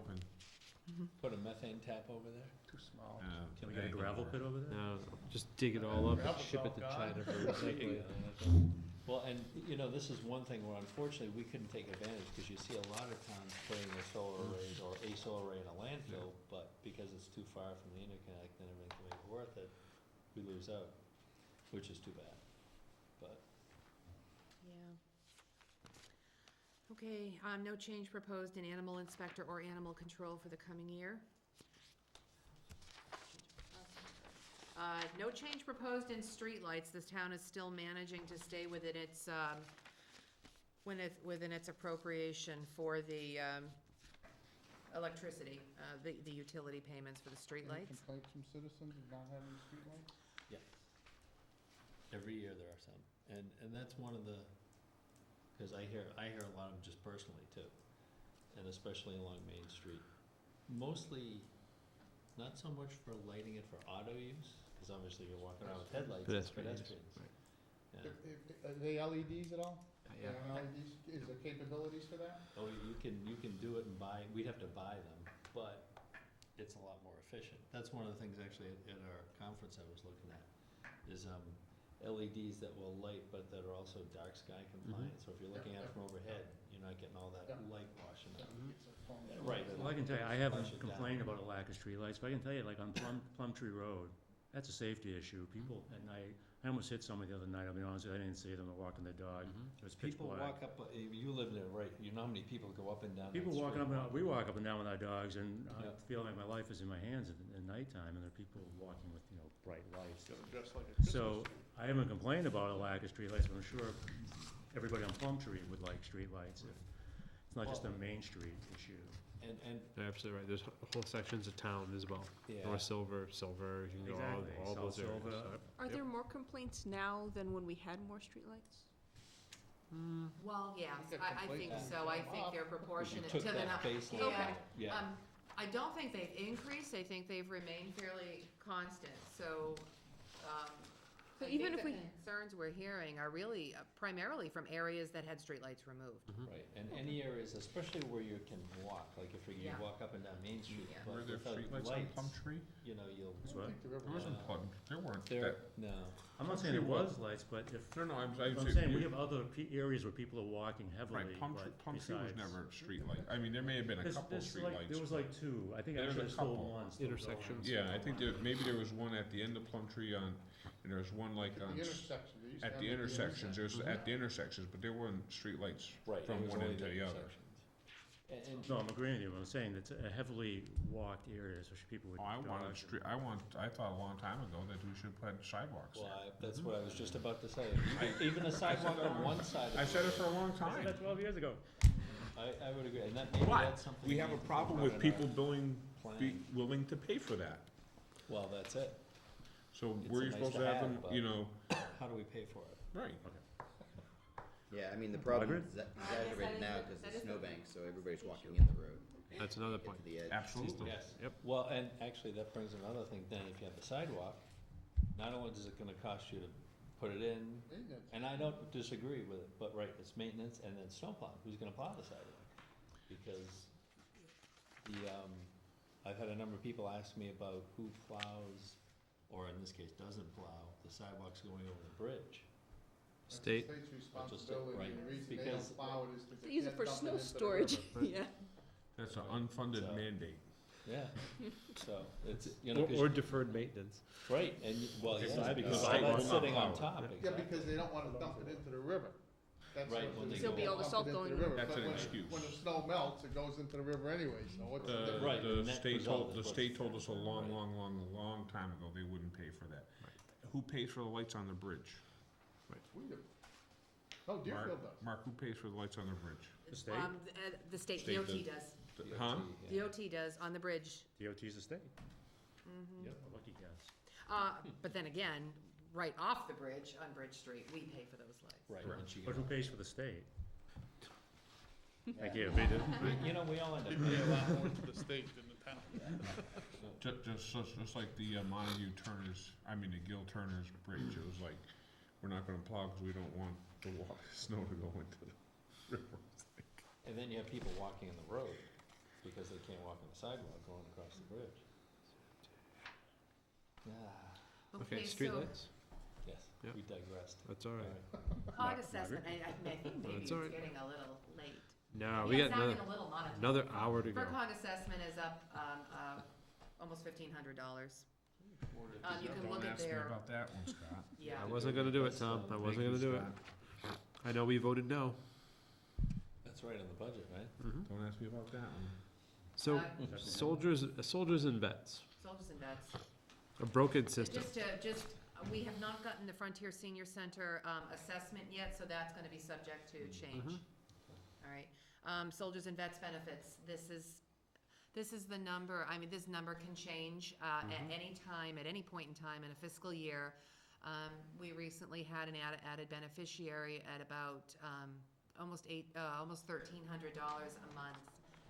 And now, that was in October, and now we have another one that's going to be coming on effective March 1st for another almost $13 a month, and we have, $100. existing beneficiaries. So basically, I guess what I'm trying to say is the number that's here reflects the number as of the added beneficiary in October.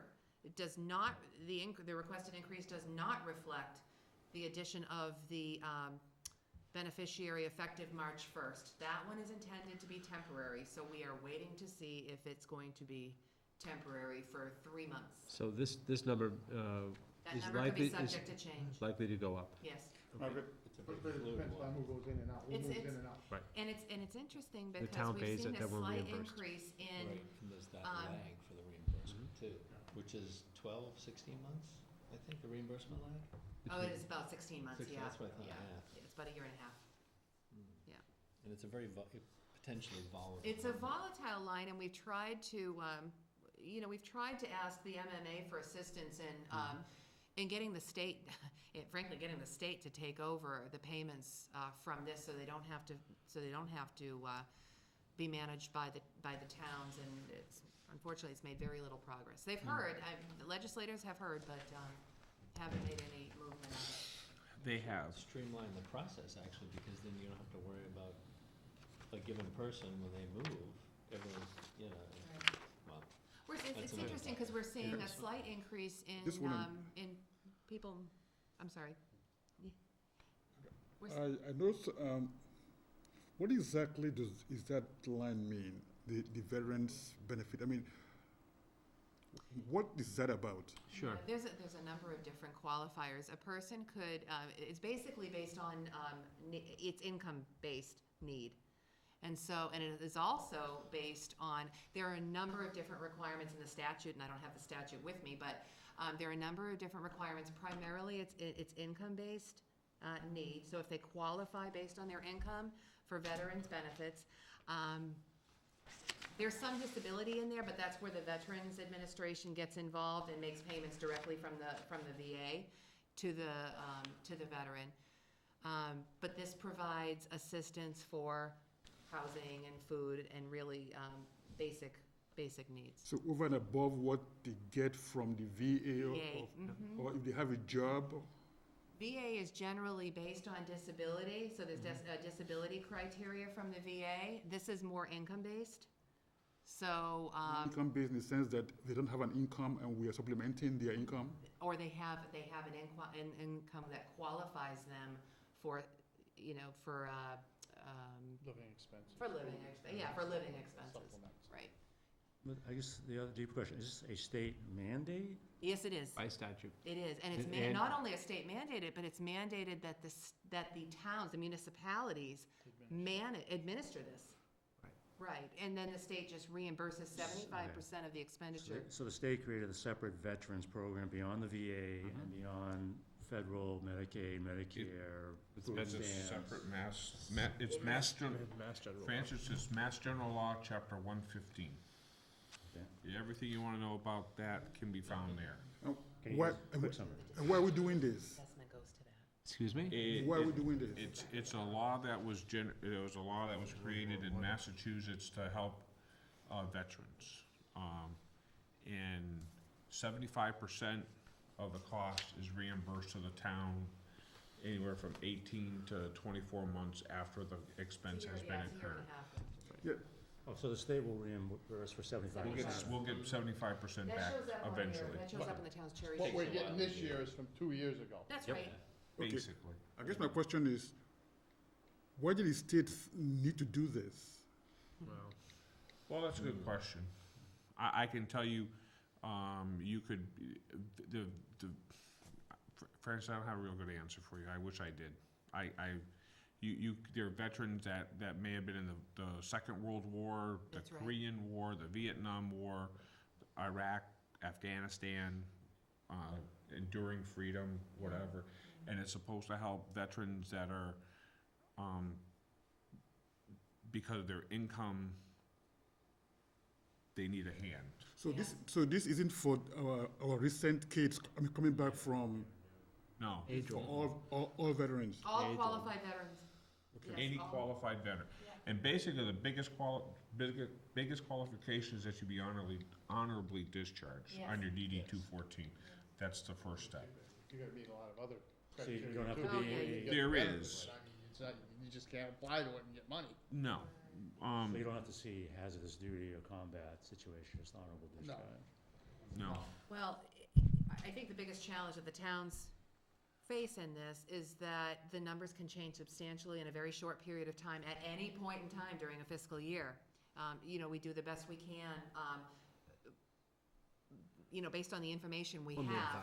But in past years, I mean, you know, we've had to go to special town meeting to get an additional appropriation to fund this line, so, It's similar to special education needs in that it's a very highly Variable, variable who moves thing. in, who moves It's out, right. what the issues are, that type of thing. Yeah, right. Thanks for that info.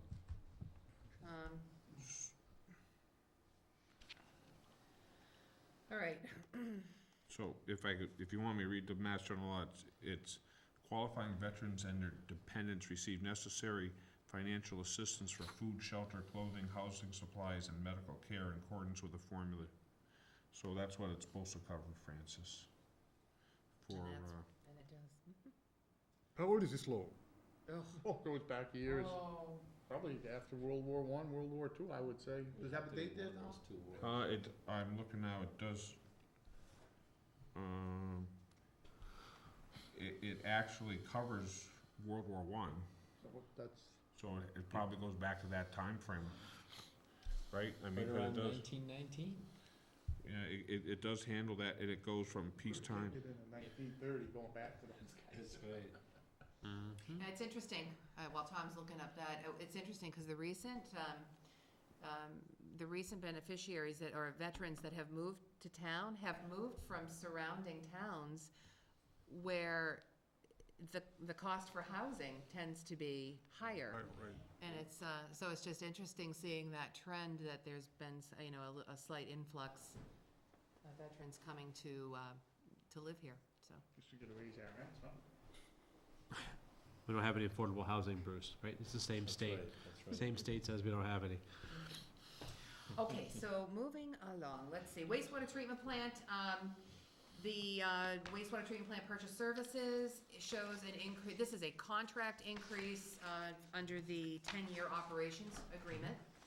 And then there's a significant reduction in sludge removal, because from the time this budget was developed last year until the start of this fiscal year, we thought that we would have to haul all sludge to the Upper Blackstone facility, but the town of Montague has actually been taking some or most of the town's sludge. So in other words, transportation costs are really, far lower than what they would have been hauling it across the state. Okay, and then, I guess, town insurance was the only other was the only other, we talked about, yeah. So town insurance, we actually spent more, we spent more than budgeted in FY14 for town insurance. We are able to capture some, we're able to get some credits. They're called participation credits from our insurance carrier. So if employees participate in workshops and training programs offered by the insurance carrier, the town benefits. It sees credits, and they issue checks to the town, which could offset our premium costs, but they're not guaranteed. So I'm sorry, what specifically is town insurance for? town insurance is property and casualty and professional liability insurance. So it covers all the town's building, it covers all the town's equipment, and it covers professional liability. Say the finance committee messes the budget up. Yeah, one other component, one other piece I'm of familiar with town professional liability insurance from my own experience. But The other, there's actually a fairly significant piece of town insurance. It's under the McNamara bill. It's an accidental death and disability insurance that's required to be provided for families of firefighters killed in the line of duty. So Okay. that is also in town insurance. Thank you. So if you're walking out on a slippery, icy night with all your budget books and you slip and fall, that's how we're covered. Oh, you mean, so I would That's- sue yeah. the town? We'd try. Yeah. We're tough. Probably lose. You get our sympathy vote. There's a couple of capital requests here. Did I cover everything in the budget? Does anybody have any questions on anything left in the budget, or is that all? I think we've got it. Okay, so the town is requesting reconstruction of the front steps of the town office building. And we're asking for a portion of the funding to come from capital stabilization and a portion to come from CPA. In part, it would be a historic preservation project to expose a historic flood marker that is now buried under concrete. I guess in the upper landing, there's a historic marker on the building. And we're looking at getting proposals for granite rather than concrete, because it would be far more durable, and easier to maintain, so we're working on that now. I would highly recommend the granite, because I think when you look at the estimate you got already was, what, $25,000? Yeah. I think when you look at the granite, you'll find it's very competitive. Yes, Right. we Place in Chesterfield that does that, and they Yep. do a very good job, and it's, They do a great job. Chester, Mass, they do an excellent job. good. Well, we have a mason that's quoting it out for us now, so That's hopefully, something I think the highway department could do too. granite steps. Oh, yeah, very simple, very simple. All right, that's one capital project. And then, the other, of course, is the North Main Street Reconstruction Project. This is the third year that a request has gone in for funding. This is a substantial request. It's obviously gonna have to be the topic of discussion with regard to ability to fund.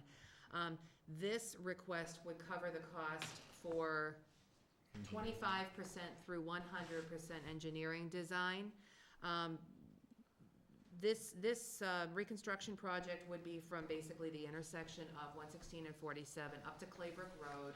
It would reconstruct the sidewalks, repave the public way, widen the shoulders within the existing way. Deal with the under road, Yeah, and that's a big piece. That Deal with the infrastructure, crumbling underground stormwater, infrastructure. et cetera, et cetera. So that construction project is estimated to cost about $1.5 to $1.6 million, and it would be done by DOT, but the town is responsible for paying for all the engineering costs leading up to it, and it would not be put on the transportation improvement program until the town funds the engineering. So we're kind of caught. We've already What put kind money of, away. we've put Last all the year. money away for, what do they call, preliminary, it's called data collection and preliminary design phase. So $43,000 has been funded for that phase. What are you asking for this time? This is $170,183. And just to be clear, this is based on the engineering estimate we got when we were working with DOT to put together the project. I am actually gonna be I'm gonna be putting out requests for proposals from other engineering firms to make sure that we've got the numbers right. Has any Just use the on-ground means work been book. done? No, Okay. none of the work has So we been just done. have the money put away to do the work. That's right. So that's where we stand with that one, and that's it. Okay. What do you think, Finance Committee? Covered a fair amount of ground tonight? Revenues. Are we gonna discuss anything further tonight, or Yes. just? we Revenues. discuss revenues? Yeah. Revenues. Okay, you have the revenue sheets in front of you. Mm. Revenue projections are showing. I'm gonna have to make this a little smaller, I apologize, but you can't see the whole thing up here. I don't think we want to see And that. I'm gonna have to watch. I don't think we want to see it. You might not, actually. Yeah, As long as we have these, there we go, one, And the couple more. explanation should I'm not worried about these. be- Okay, so. The shortfall is showing currently as $387,532. So that's the punchline. The backstory is Okay, cherry sheet, revenues. okay, yeah, all right, first of all, the $334,270,000 that was taken off the elementary school long-term debt from the budget is also taken out of a combination of, tax levy appropriated on your revenue sheet. That is reduced by $122,270 of that long-term school debt. And then you'll see that the SBA reserve that was used in prior years, the $212,000, is also gone. Yep. That's a direct offset. The tax levy is further reduced by the reduced interest that we're gonna be seeing in FY15 on the other excluded debt. The total debt exclusion for the coming year is $285,389. That number last year was in the $470,000 range, so. The tax levy appropriated also accounts for, 2.5% growth under Prop 2.5, so that's the tax levy started at $4,359,605 at 2.5%. Which is $108,990. And estimated new growth, which has actually gone up this year, the number that's reported on the recap is about $38,000, and we're conservatively estimating new growth at $32,844. I believe we estimated that at 85%. Yeah, 85% of the amount on the recap. So there's your there's the basis for the tax levy. And then moving down to cherry sheet numbers, you should have you may have a summary in front of you, and you'll see how it's calculated. Education, Chapter 70 and charter tuition reimbursement are not considered offsets. Those are considered general fund receipts from local aid, and we calculated those at the average of the prior 3-year actual local aid receipts in those categories. The prior 3 years have been lower, and so that number, in addition to the FY15 state proposed school lunch and school choice receiving tuition offsets, total $1,102,000, or $1,102,000 thereabouts. We, a few years ago, when we were putting in House 1 actuals, or maybe at the time we were getting, or House 2 actuals, and then maybe we were getting house numbers, when they did the mid-year cuts, we found ourselves in a revenue shortfall situation. So that's why we've been conservatively estimating the local aid receipts. On the general government side of the cherry sheets,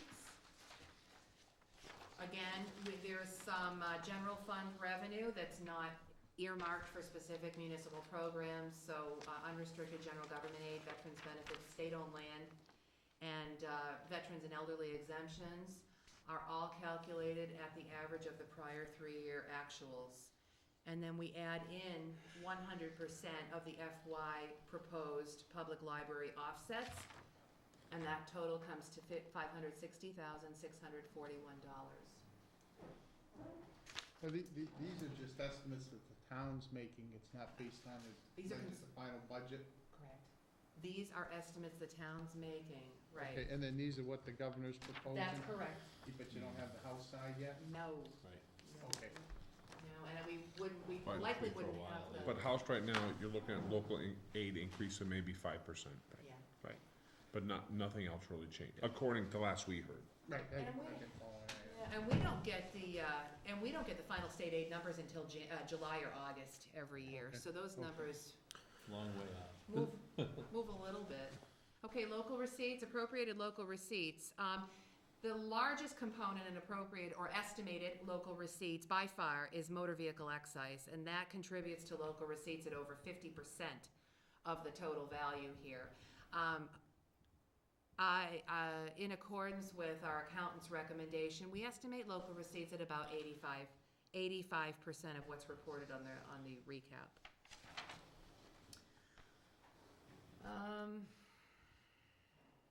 Okay, then you have your other available funding sources. Comcast PEG access at this point, the actual number could fluctuate slightly based on the amount of money that's going to be attributable to budget, direct and indirect expenses.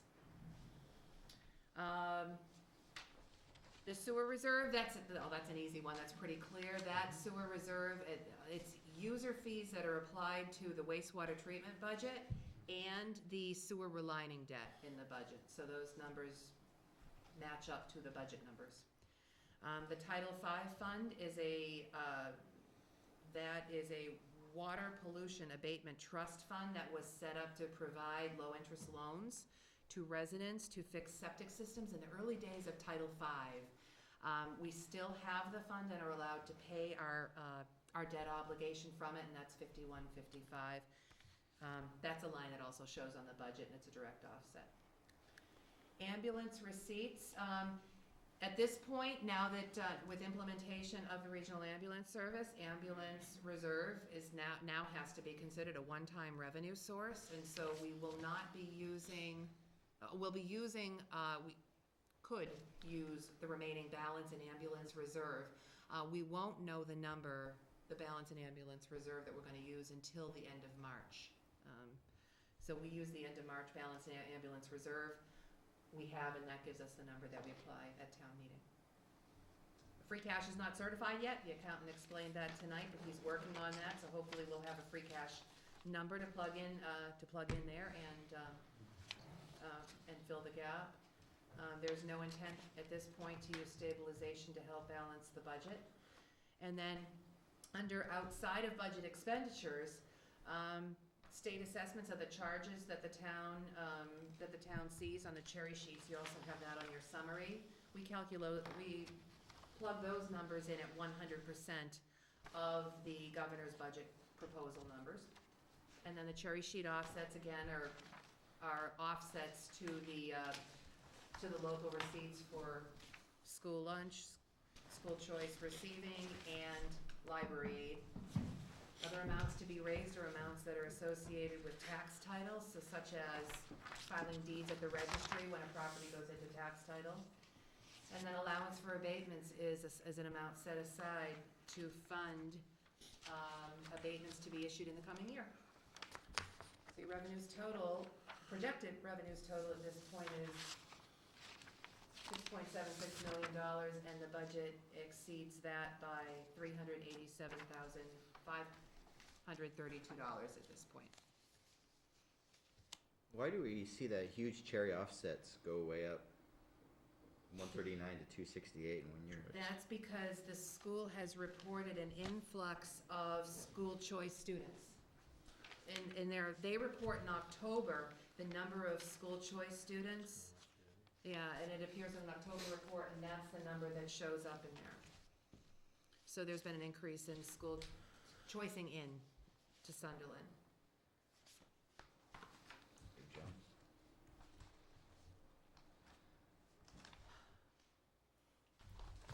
Well, I think it's correlated with the cherry sheet education was increased as well. just in the general. Yeah. Mm-hmm.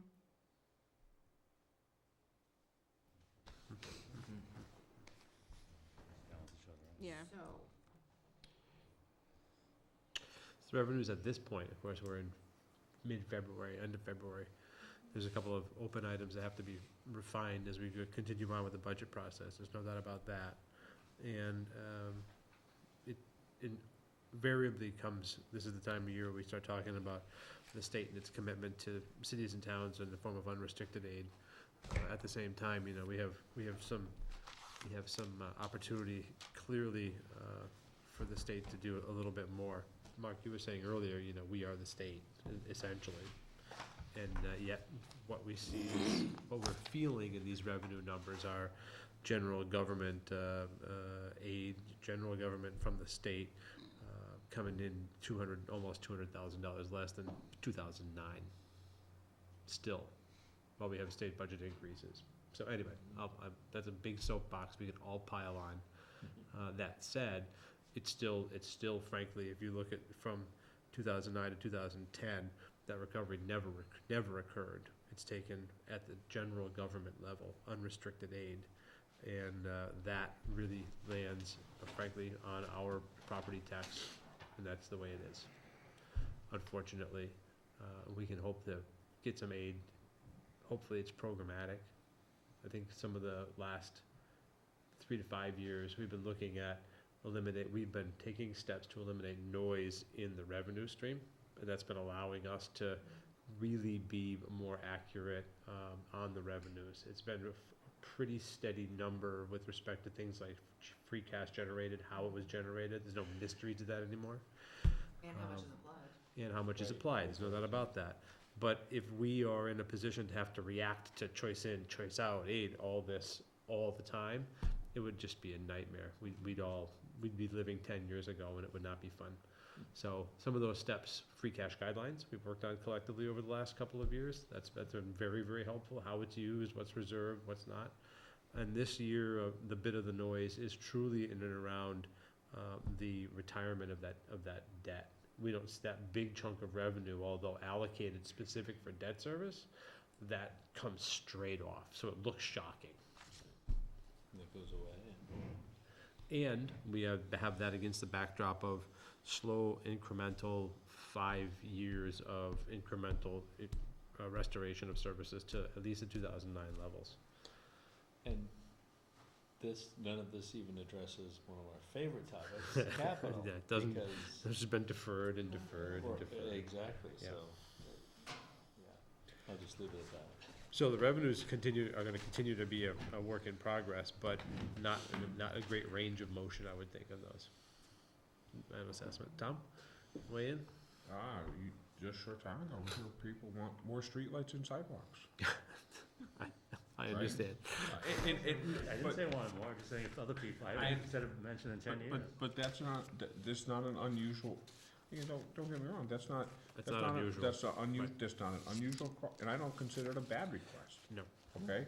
It's a statement of fact. Mm-hmm. Right, you just have to be cognizant of how it's gonna get there, because it doesn't magically appear. That's right. And there's nothing wrong with that statement on its own, right? But how do you More of make? a personal beef for the people in South Sunderland that I call it, is that we have I'm just saying, we have no streetlights, we have no sidewalks down there, we have a ton of traffic, a lot of people who walk down. So, that's all, we just we feel neglected down in South Sunderland to some degree. It's just And a I'd say personal- I think it's a universal neglect. You're not nearly as neglected as us up in the Hey, north well, side. And I know you say up We in the don't hill have country. water, we Let the don't North have Sunderland live sewer. up there, Mark, you'll find out. Where what is North neglect Where is is. North Sunderland, by the way? I don't know where that is. It's just south of where we send our sludge. Yeah. Is that in Montague? Exactly. Well, I was No, it is. wondering, We send it to goes Montague. but where does it go from there? What happened? The curious part of it. It goes right what by. happened? But again, Goes I right by. don't consider what you said earlier is a bad, and it's not meant as anything besides the fact that you have to listen to what people, when you look at the school budget. Right. When you really look at the school budget, is there any unusually big things in the school budget? Not really. We're still working back whatever, when the state was funding education up here, and now it's down here. So, but we still haven't got to where it's 50-50 with state and local. I agree.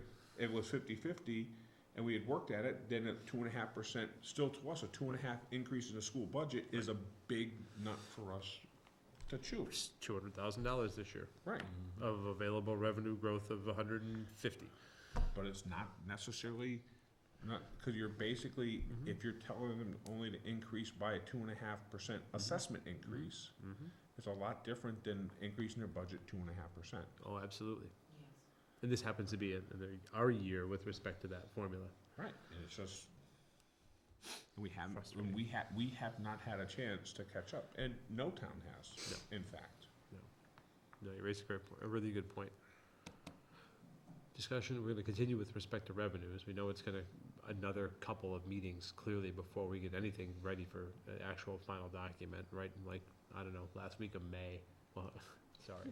We have some, we have some work on the budget, to do. I think we have some numbers, that clearly could be, adjusted slightly, so as we move along, we can continue to work on fine tuning the budget. We're in it for the long haul, Right, I agree. every year. Well, It's this just- is It is what it is. This is that time of year where it all starts to land, and we start talking, we're using words like gap and gap analysis, and it gets nutty. Okay, Gap analysis. gap analysis. Cherry I love sheets that and- stuff. I wanna be on the finance committee in about 2 years. Alex, save a place for me, will ya? No, I can, actually. That said, if there's nothing else to go, we have 2 more pieces on our agenda. If that's all right with you guys, we'll continue on. Appreciate the hearing, as well as the time. This is the longest one yet. Oh, 6:45. It never stopped. Okay, we have, outside of our minutes, of February 10. Motion. A motion made and seconded for the minutes of February 10th. All those in favor? Aye. That's 3-0, please, Margaret. And then we have another one here, the 12th. In this case here was 2 meetings the same week. This was the school joint hearing we happen to be involved in as well, so. Motion. Second. We have a motion made and seconded for the 12th. All those in favor? Aye. 3-0, please. Okay, we have, Margaret, have any updates? No, just kidding. Sorry. Projections are done. Board updates? We have a, Slam. Sorry. we have a,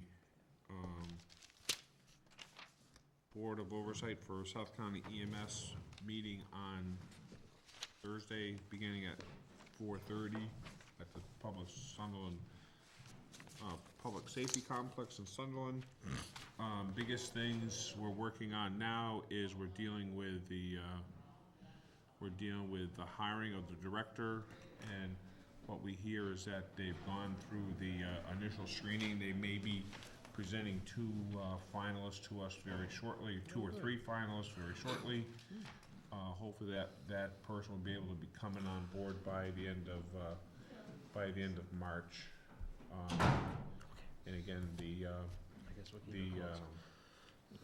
hiring process takes what it does. I'm very, very impressed with the search committee and how they're going about their, the search to date. And unfortunately, it's just a matter of time. It takes time. So that's going well. We're working out a few things. One is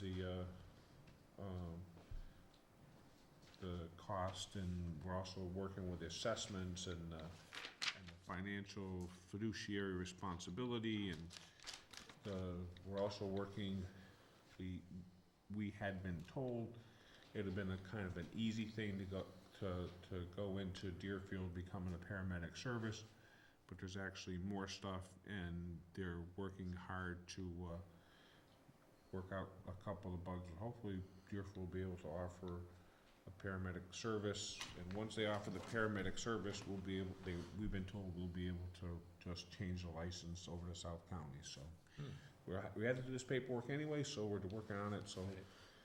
we're that much closer. That makes perfect sense, in particular if it's parallel path anyway. Yeah, we Right. have to do it anyways. Right. Okay. David, anything? That was an exciting 2 or so hour, contract negotiation meeting on Saturday for well, it was really meetings to plan for the negotiations for the Comcast, contract. And like we've roughly looking at some tentative dates for like public hearings, possibly March 17th maybe here at 6. So Okay. we're working on that. So that was a very detailed meeting over all of that. And that, you probably heard mentioned FCAT and PEG access funding, and that's kind of essentially where that comes from, is when all of us subscribers pay into Comcast, then some of that money gets returned back to the town in the way of PEG access funds in a nutshell. So if anybody's out there watching, and you'll be watching on Comcast if you are, if you have any issues that you'd like to bring up about your service, keep that in mind. And right now, tentatively, it's going to be March 17th, but we'll let you know. And it'll be, I assume, posted on the Channel 15 site, or page. So we'll keep you up on that. So Okay. bring any complaints you have, or questions, or Opportunities? right. It's an opportunity to provide public feedback on the contract process. Smart. We had a police negotiation meeting last week, we have another one March 6th, and this week we have a capital definition working group meeting over at Frontier Regional, hopefully to wrap up that process. That's on the Thursday night. We have a personnel committee request in front of us. Board of Selectmen, dear sirs, I am interested in being appointed to the Personnel Committee. Please consider this my offer to join if there is an opening available for a citizen at-large seat. Thank you for your consideration. I look forward to serving in town government. Once again, sincerely, Russ Crenshaw. Well, that'll be a nice face. Yes, and we need faces on the Personnel Committee. So I'm hearing there's an opening at large. So Motion. Second. we have a motion made and seconded to appoint Russ Crenshaw back to the Personnel Committee as an at-large member. All those in favor? Aye. 3-0, please. Did we tell him it was lifetime appointment? No, Did we? No, okay. You're supposed to tell him after. That's right. Say, welcome aboard. By the way. Exactly. We have a snow and ice deficit spending request from the highway superintendent in front of us as well. Board of Selectmen from George Emery, Highway Super, snow and ice deficit spending request, $25,320.89 of this $31,750 appropriation in the FY 14 snow and ice expense account has been expended as of the last vendor warrant, leaving a remaining balance of $6,429.11. Per Mass General Law, Chapter 44, Section 31D, I request authorization to spend $10,000 in excess of the available snow and ice expense appropriation. This amount would be used, if necessary, solely to fund materials and other expenses necessary for this winter's snow and ice removal operation. I will submit my future request for deficit spending in advance of depleting previously authorized amount. Thank you. Now, this, again, is a time of year where we're allowed to deficit spend. It has been a pattern, and a good pattern, to have the highway superintendent forewarn, if you will, as we're getting close, and then project. So we're, have the request, there was wages a couple of weeks ago, and now it is actually the actual materials. So, is there any further discussion? If Well, not, with the state of the weather and stuff, I think we're doing, Yeah. I think George is doing very well to be where he is right now, considering not too long ago, we were having we were having snow and ice of over $110,000, so that's right. I think we're doing pretty well. Especially with all the salt shortages out there too, so. And, we've gotten several calls and referred, just so people know, we are referring them to the highway department, and they're moving on your requests and concerns as quickly as possible. this is one of those years where the amount of snow is gonna create water, and that is one of the concerns. And, they're doing the best they can to move piles back, to clear storm drains, to clear, culverts and things. So, I would just ask, that residents understand the highway department is moving as quickly as possible. They continue to work on the piles of snow throughout the town, and, just ask for patience. That's well put. We're in that time of year right now where our tolerance for any more winter is at its peak, and meanwhile, spring is on its way. It truly is, it is, no doubt about that. Are you sure about that? I'm positive. Well, this is where I make my annual plug to please keep your storm drains clear, because I get out and clear mine, and it's gonna only benefit you, so you don't have a large pile of water Great sitting point. there. You know? Great. Dave the storm drain. I like it. You know? Drain doctor. Nice. Thomas the train and Dave the storm I drain. like it. So we had, if there's no further discussion, is there a motion? Motion. All those in favor? Aye. 3-0, please. Okay. That said, is there any other discussion? Excuse me. Warrant correspondence downstairs. If not, is there a motion to adjourn? Motion. Second. Motion's made and seconded to adjourn. All those in favor? Aye. 3-0, please. You can call us out at 9:21. Thank you so much, FCAT.